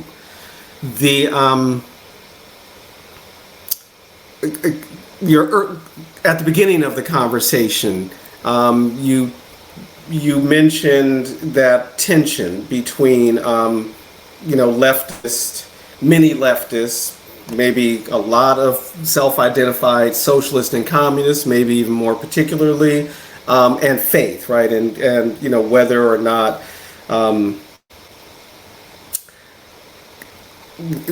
people of faith have a role in the, or whatever that role is, right? And it immediately put me in mind of Gabriel Rockhill, the philosopher, right? And someone asked him a question about that, right? Or similar, right? What about people of faith and the Marxist movement and prospects for revolution? And he quite practically said, we have to recognize most people, most workers, right? Most workers, most peasants in the world are people of some faith or other, right? Atheists are a small minority in the world. And if there's going to be a revolution, it's going to be a revolution made by people of faith. Because most people are people of faith. They believe something, right? There's some spiritual practice, right? So how can we have a revolution without people of faith if people of faith are most people?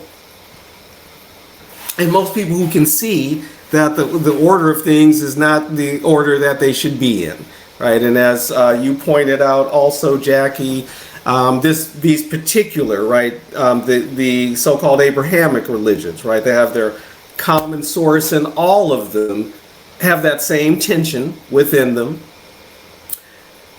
and all of them have that tradition of we take care of the least of us, right, and that's the prayer that is most pleasing to God, right? I remember Santana saying that at a concert, right? The prayer most pleasing to God is an act of kindness to another, right?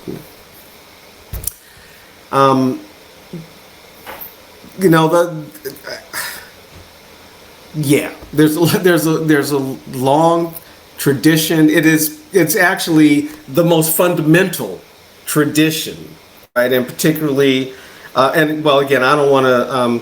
We're talking about Christianity, right? So it's absolutely fundamental. It's funny, Jacquie, as you were talking, I was thinking about Acts 4, right? And then you brought it up because the language is so plain, right? The language is so plain.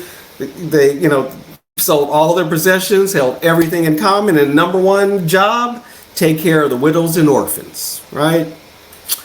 So that ethic is there at the root, and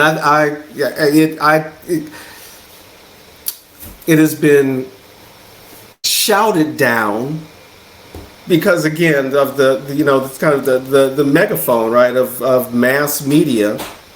But it bubbles, it continues to bubble from the surface and the conversations people have with each other and what happens in these individual churches, synagogues, mosques, temples. It's, what the conversations people are having with each other and the way people are looking to support each other at the local level, right? And that bubble up so that whatever leadership there is, they have to become responsive to the people, or lose their leadership, because the people will walk away. I mean, just that simple. The people will walk away. So anyway, I think I said I talked longer than I even intended to right there, but those are my comments. I think the moment is upon us, actually. And Yusuf, you want. Oh, I got you. Okay. But yeah, that inspires me to throw in a piece in terms of also the interfaith energy of resistance, right? And it is the Abrahamic religions, it is the non-Abrahamic, faiths and traditions. When you talk about the world, the presence and the importance and the power of the world religion of Ifa, as expressed certainly in the places where Africans were deposited for enslavement, right, and has become a popularized walk globally in, I would say, the last 30 years, but that's only my awareness, right? Just, another invisibilized influence, right? And as they say about the continent, it's so much percentage Islam, so much percentage Christian, and 100% Bush, right? So there are, there's also in this moment the challenge for a fundamental re-envisioning of what this world is about, how it's structured, how we think of things, the question of inclusivity, how do we meet the challenge of inclusivity? All of these things are taking us to values rooted in even, in more ancient ways of being human. The least of us, how you treat the least of us. In our preparatory discussion, I went back to the, another people of the area, right? Or certainly in conversation with the people of that area, the Abrahamic area, the ancient Egyptians, those 42 so-called negative confessions, or right declarations of innocence, right? I have given a clothes to he who is naked. I have given a boat to he who is without one. I have fed the hungry. I have protected the widow and orphan, right? Articulated many millennia, right, before, the other religions may have at least have an historical conceptualization. You know what I'm saying? Fundamental, most basic human values, a part of any religious tradition. There aren't any religious traditions that say, go out and be terrible, go out and, impoverish and harass, except maybe the religion of capitalism, right? And some of these, which everything transforms into narrative and faith, right? Everything becomes an article of faith. So yeah, I am all for the great reawakening of a look at the things that actually hold us together as a natural community, as a human community, and our ability to relate to the immaterial and find our connection and be, these questions of harmony are absolutely essential to it. That being thrown in, that little seasoning being thrown in, Jacquie, please take a few minutes to tell us about the creation of the book, and tell us why we need John Brown Christians. Well, the book came from a 10-minute monologue I did. And it wasn't even 10 minutes. It was probably 7.5 minutes, when I was a co-host of By Any Means Necessary, radio show that was on Radio Sputnik for 8 years, I think. I was on it for 4. Before the station was, before we were fired on October 10th for not promising to report or from both sides, because we never have, because there's the truth and then there's what they say, and we only deal with the truth. Um, but I did a monologue commemorating John Brown's birthday because John Brown, I grew up in a small town in Jarrett, Virginia, not far from Harper's Ferry, not far from where Nat Turner had his rebellion also. So that's two names in my hometown in that region. You can't. They still hate them. They still hate those people down there. But I as so I did this monologue, and I just basically said, how is it, how was it that this is supposed to be this great Christian nation, a nation built on Judeo-Christian values, but he was the only Christian who actually did what the book said. He's the only white Christian who, yeah, there were some abolitionists, and there, Thaddeus Stevens. He is that dude. Mm-hmm. I got respect for that. For because Thaddeus Stevens was having duels with people who would not treat the formerly enslaved right. So I got to give him his props too. But John Brown was just he was a regular old Christian guy. He was a Calvinist. Yes, his family were abolitionists, but I made the point in that monologue that he is the only white Christian who I can think of in this country outside of Schwerner and Goodman, Viola Luiso, and I always forget that the white man's name who did a solo march against segregation. And I believe he was shot. I don't think he was killed, but he was shot and harassed pretty hard. Yeah, there were a few people in the modern, and like during the civil rights era, during Jim Crow, there were a few white people who were absolutely about that life. Back then, it was John Brown.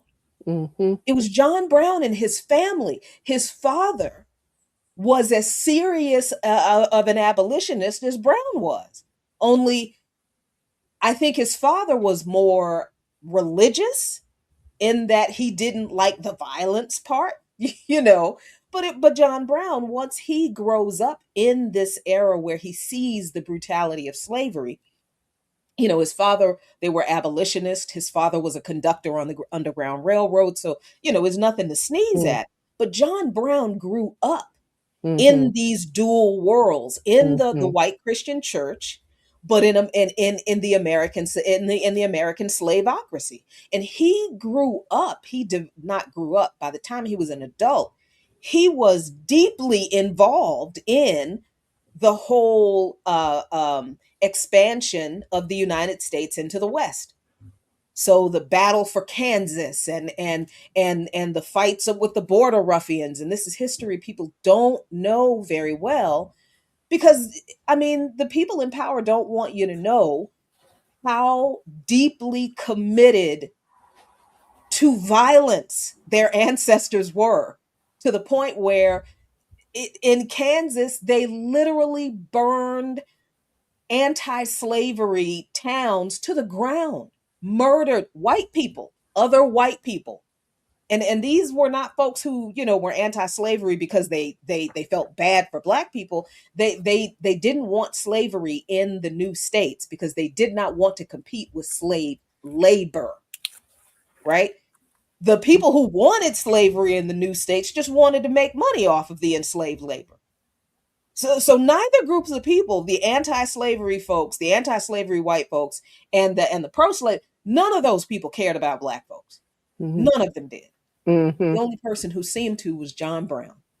And John Brown was the one who said, I committed my life to ending slavery, and he did so publicly. And eventually, after he tried everything, he appealed and, spoke to people and preached and showed the Bible. Look, this is what the word of God says. And he saw that his own countrymen, his fellow white people, his fellow Christian brethren and sistren did not care. They didn't care about their brothers and sisters who were African. They didn't care about their brothers and sisters who were indigenous. They didn't think of them as human beings. And that honestly pissed John Brown off. It really, I mean, he expressed it.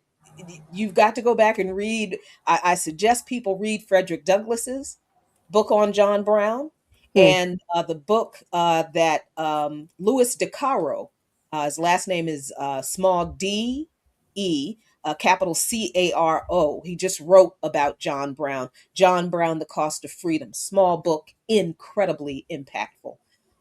So I wrote this monologue several years ago, and I talked about it on air, and I don't even remember what was going on at the time. But I was just saying that, for people on the right who call themselves Christians, they're liars because John Brown makes you a liar. The Bible itself makes you a liar, but since I know you don't read it, John Brown makes you a liar. Because John Brown read the same Bible that you did, and he understood what he was called to do. He thought that the evil of slavery was so horrific that he was called by God to do what he did. What was wrong with the rest of y'all? Hmm. Y'all are not serving, you couldn't have been serving the same God. So if you Hmm. weren't serving the same God then, what exactly are you serving? Because see, these are the same people who had to make John Brown insane. Yes. How they dismissed him. They had to make him insane. They couldn't say he did what he did because he believed his faith commanded him to. Because then they would have had to have explained why the same faith they claimed they believed didn't command them to do anything or to do the exact opposite.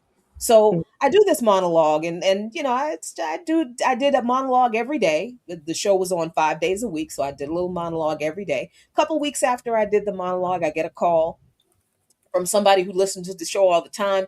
Just happens to be a production editor, or some he worked for a small publishing company. Sent me an email. He emailed me, sent me an email, told me who he was. I search for new authors and new books, and I heard your monologue, listen to your show all the time, love you so much. But that monologue blew me away because Hmm. I work for a small progressive Christian imprint, and I think you need to write a book on that monologue, but expand it. And I had never written a book before, didn't think I could write a book, Hmm. but I'd literally written 2 pages every day for 4 years. So Wow. yeah, yeah. So my late husband was he had tried to get me to write a book just with the 2 years of monologues I had written by the time he passed away. So this was several years after that. I didn't believe that guy when he sent me there. I was like, no, nobody is good. Nope, no, no. I ignored that man for a good 6 months, Hmm. and he would not stop emailing me. Jacquie, Miss Luqman, I am here. Look, this is me. This is the website. This is me. I pitched this idea to our editorial team. They love it. They listen to the monologue. They want you to write this book. Please call me. At least let's have a call. So I finally did get on a call with him, and the real deal. He's actually who he said he was, and so that's how the book came to be. The book started as a 2-page monologue. Out of my years of respect for John Brown and Hmm. his example and his legacy and just his commitment, and not just his commitment, his family.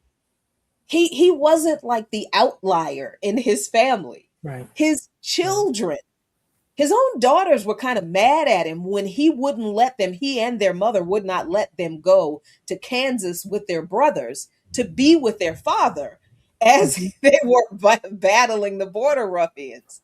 Hmm. But his wife and his daughters were completely committed to the cause also. So as I'm writing this book, I'm kind of thinking about the history, understanding why John Brown was, why scripturally, Hmm. biblically, Hmm. why he believed he believed. He didn't make this stuff up in his head.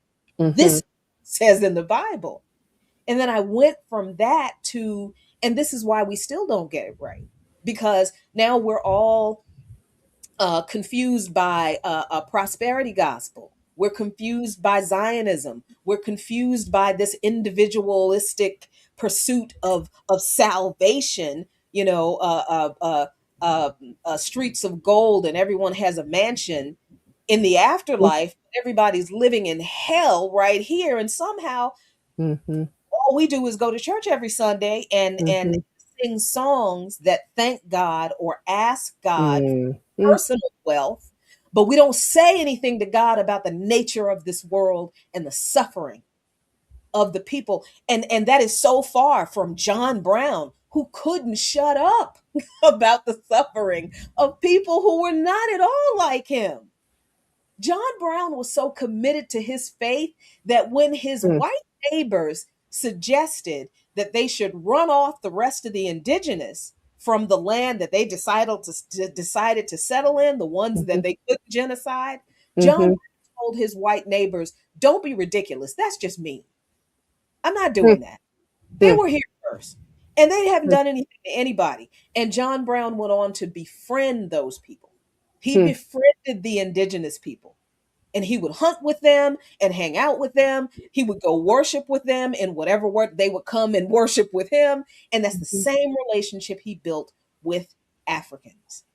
But John Brown did something amazing that also was an example for me for white leftists today.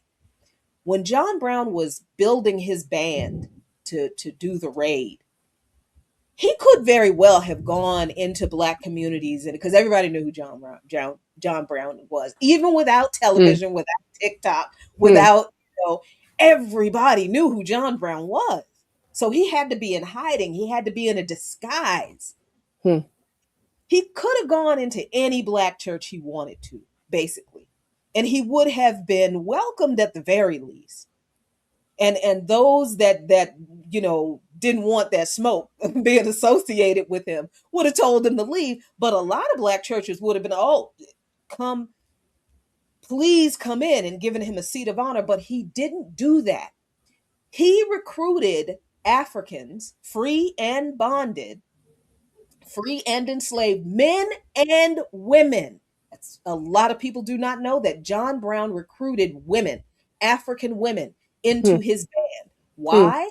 To go into the black community Mm. and give black folks the message, hey, there might be something cooking up.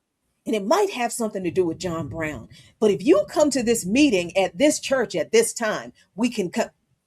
John Brown did not want to be the face of this thing. Mm. He didn't want to present himself as the savior, Savior. even Mhm. though some Africans did call him Moses. He rejected that. He didn't want to be called that. He said that he was doing what he believed God commanded him to do because of his faith. And that was not to lead Mm. the enslaved Africans to freedom as Mm. if they could not free themselves. His job, he believed, was to help them, to facilitate their liberation struggle in whatever way they needed him to be able to provide Mm. facilitation that they couldn't. So, what did Mhm. John Brown do? John Brown bought weapons for the people. John Brown had meetings in churches where he sent Africans into the community and let them announce, hey, come to this meeting. And sometimes he wouldn't even show up to the meeting. Sometimes he would be in the back in a disguise. And sometimes he would be there. And sometimes he would get recognized. He's in the back. He's trying to be like, I'm just a random white guy. And somebody like, Mhm. John Brown, brother, come on up here and tell us about what's you know how we do.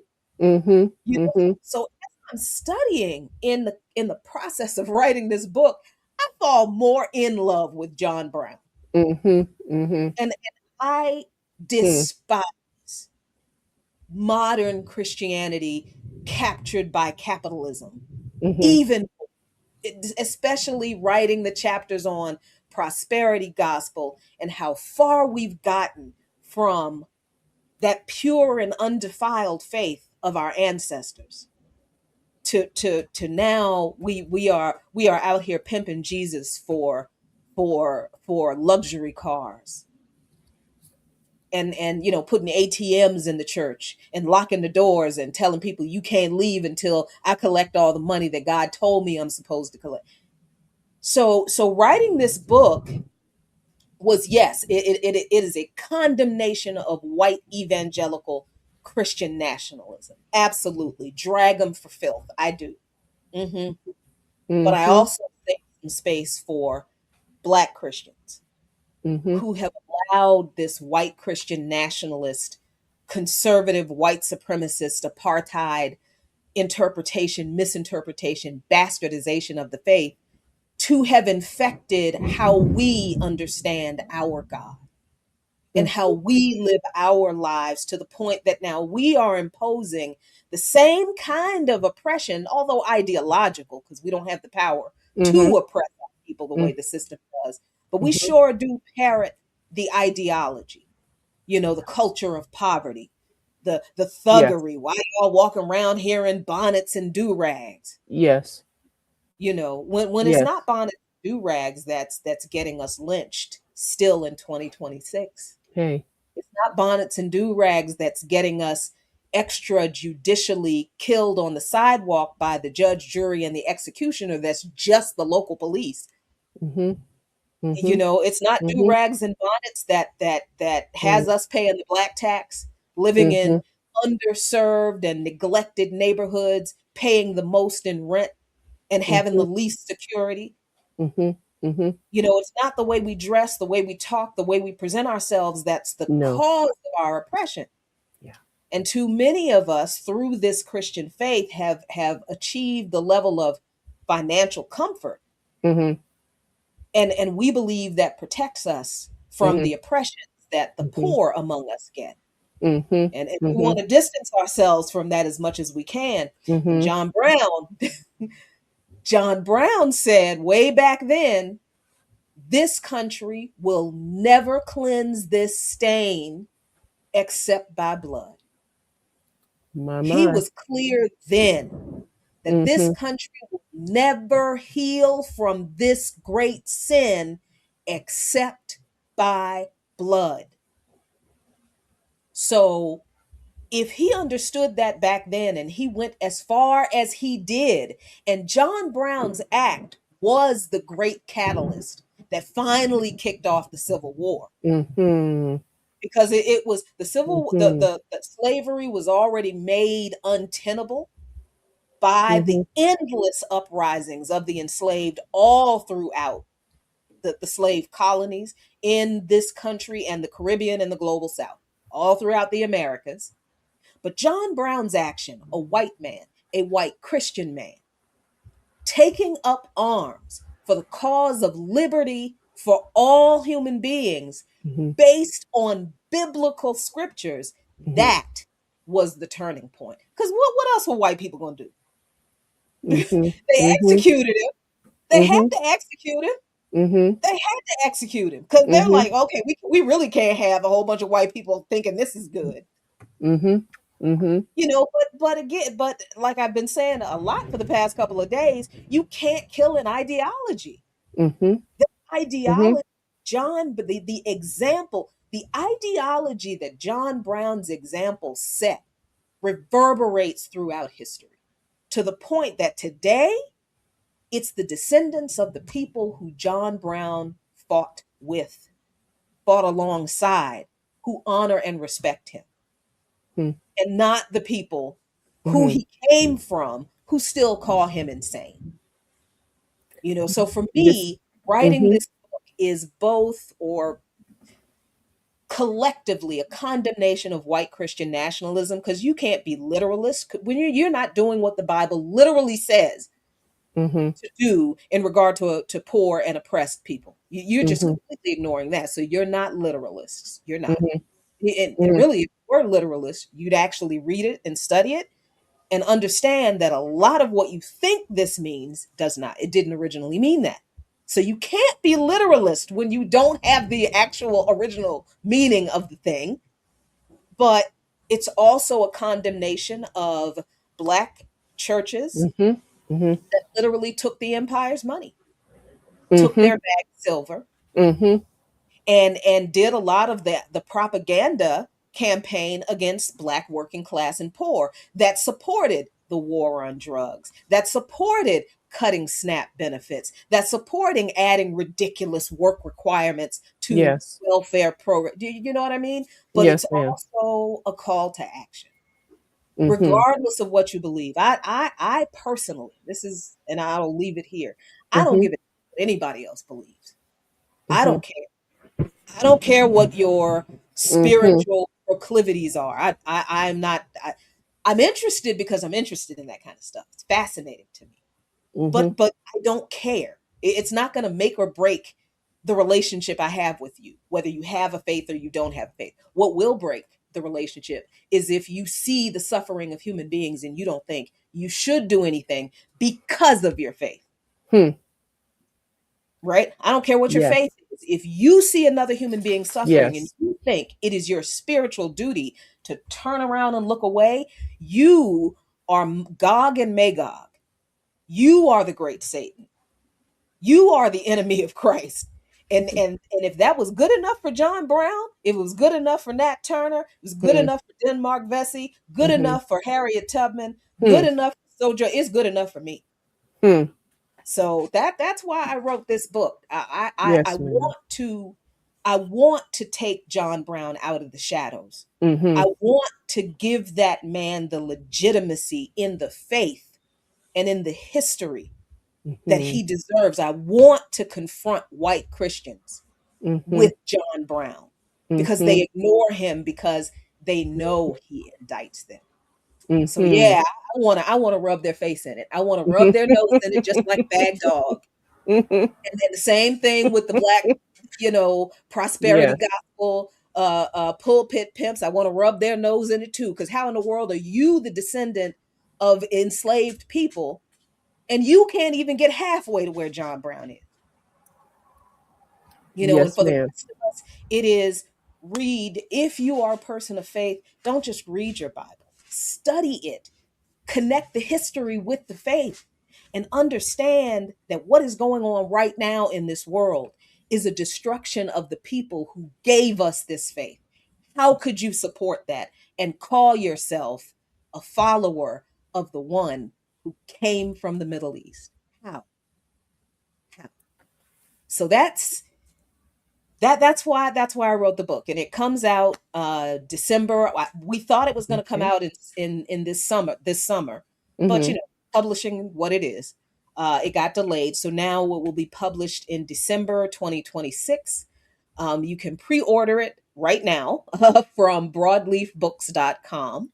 And the title is "We Need John Brown Christians: Embracing Christianity That Confronts Power."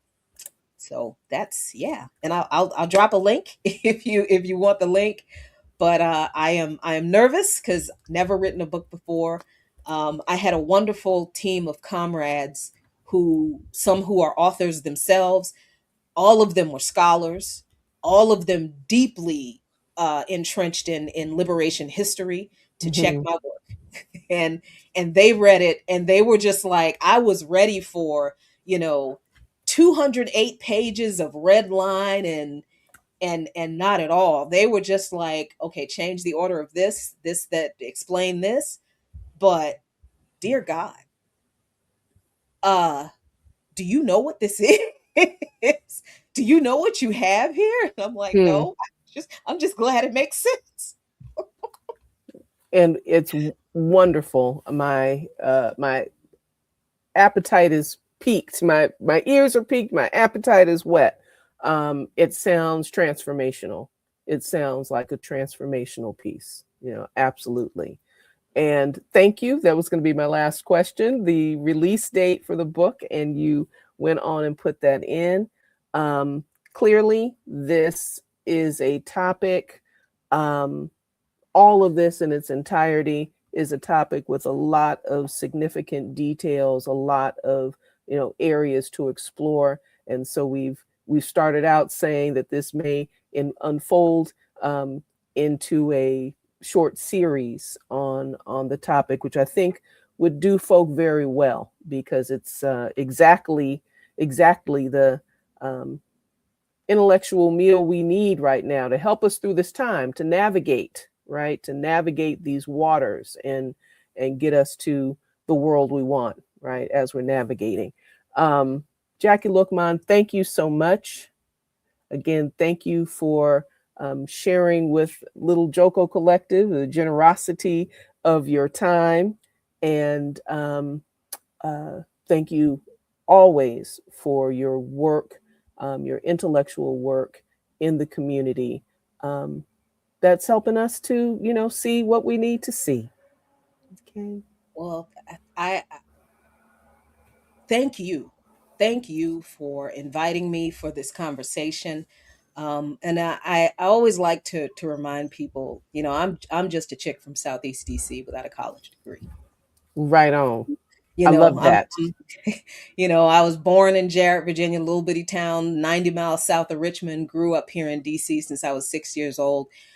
I'm just a girl from the hood who understood something transformational one day, and it led me here. And for me, I feel like this is an example that that I'm an example that there's a role for every single one of us to play. Every single one of us has something amazing to offer this struggle. And it doesn't have to be like a big public thing. It can be really just caring for your neighbors, caring for people who are not like you, people who are not near you, people who you have nothing in common with. If you love them, if you care for them, if you care for their well-being, you're closer to a revolutionary than you think. Yeah. So thank you so much. Thank you. I'm not sure, we lost Tasha there at the last minute. It looks like. Okay. But we were closing anyway. So yeah, I just want to repeat what Tasha said. Thank you so much, Jacquie. This was so rich, so inspiring, awesome. So just appreciate you. And there she's back. Excuse me. Go ahead. This has been wrapped up. I locked myself out for a minute. Yeah, and that's I'm just wrapping up, saying thank you to Jacquie again, and we're looking forward to another conversation soon. Absolutely. Anytime. We'll be in touch, to set it up, and don't want to wait too long. Right, this was too engaging, so don't go anywhere. I'm gonna take you off stage. Okay, Tasha, you got any closing comments before I close this out? Folks, when this gets posted, you will see in the description box some of the key sources that Jacquie and Yusef have mentioned. We'll be sure to include that so interested folk can follow up and see for themselves as well. And I have been so edified, as I have heard said in my Christian background. I have been edified today in understanding these connections and understand these really, really pivotal insights about the white Christian nationalist movement, its deeper rooting, right? And exactly what the liberation theology movement has looked like, and how it has developed, and what it stands on, the principles on which it stands. And so we look forward to spreading this little dialogue as far as we can, because as I said before, it's transformative, and it's a now on time discussion, things that folks need to hear, and have some veils pulled back so we can move forward and make the world we want. And that's all I got to say.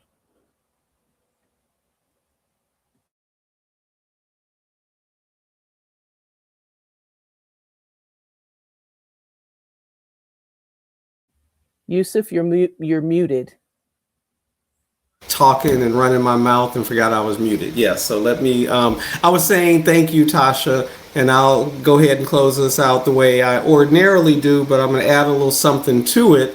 A statement, a short statement from documents released by those Latin American bishops in the Medellin conference, quote, "The vast gap between rich and poor is contrary to the plan of the Creator," unquote. So let's reduce that gap. Let's get rid of the gap. And then, as I always try to end our Joko sessions, quoting Bob Marley, that revolutionary believer. Revelation reveals the truth. It takes a revolution to make a solution. So let's make a revolution, y'all, and we will see you next time. Don't forget to do the things we need you to do. Subscribe. Please help us with the tyranny of the algorithm, and share this conversation. It was a rich conversation, and there's much to learn and still more to say. And we will see you next time. Peace out.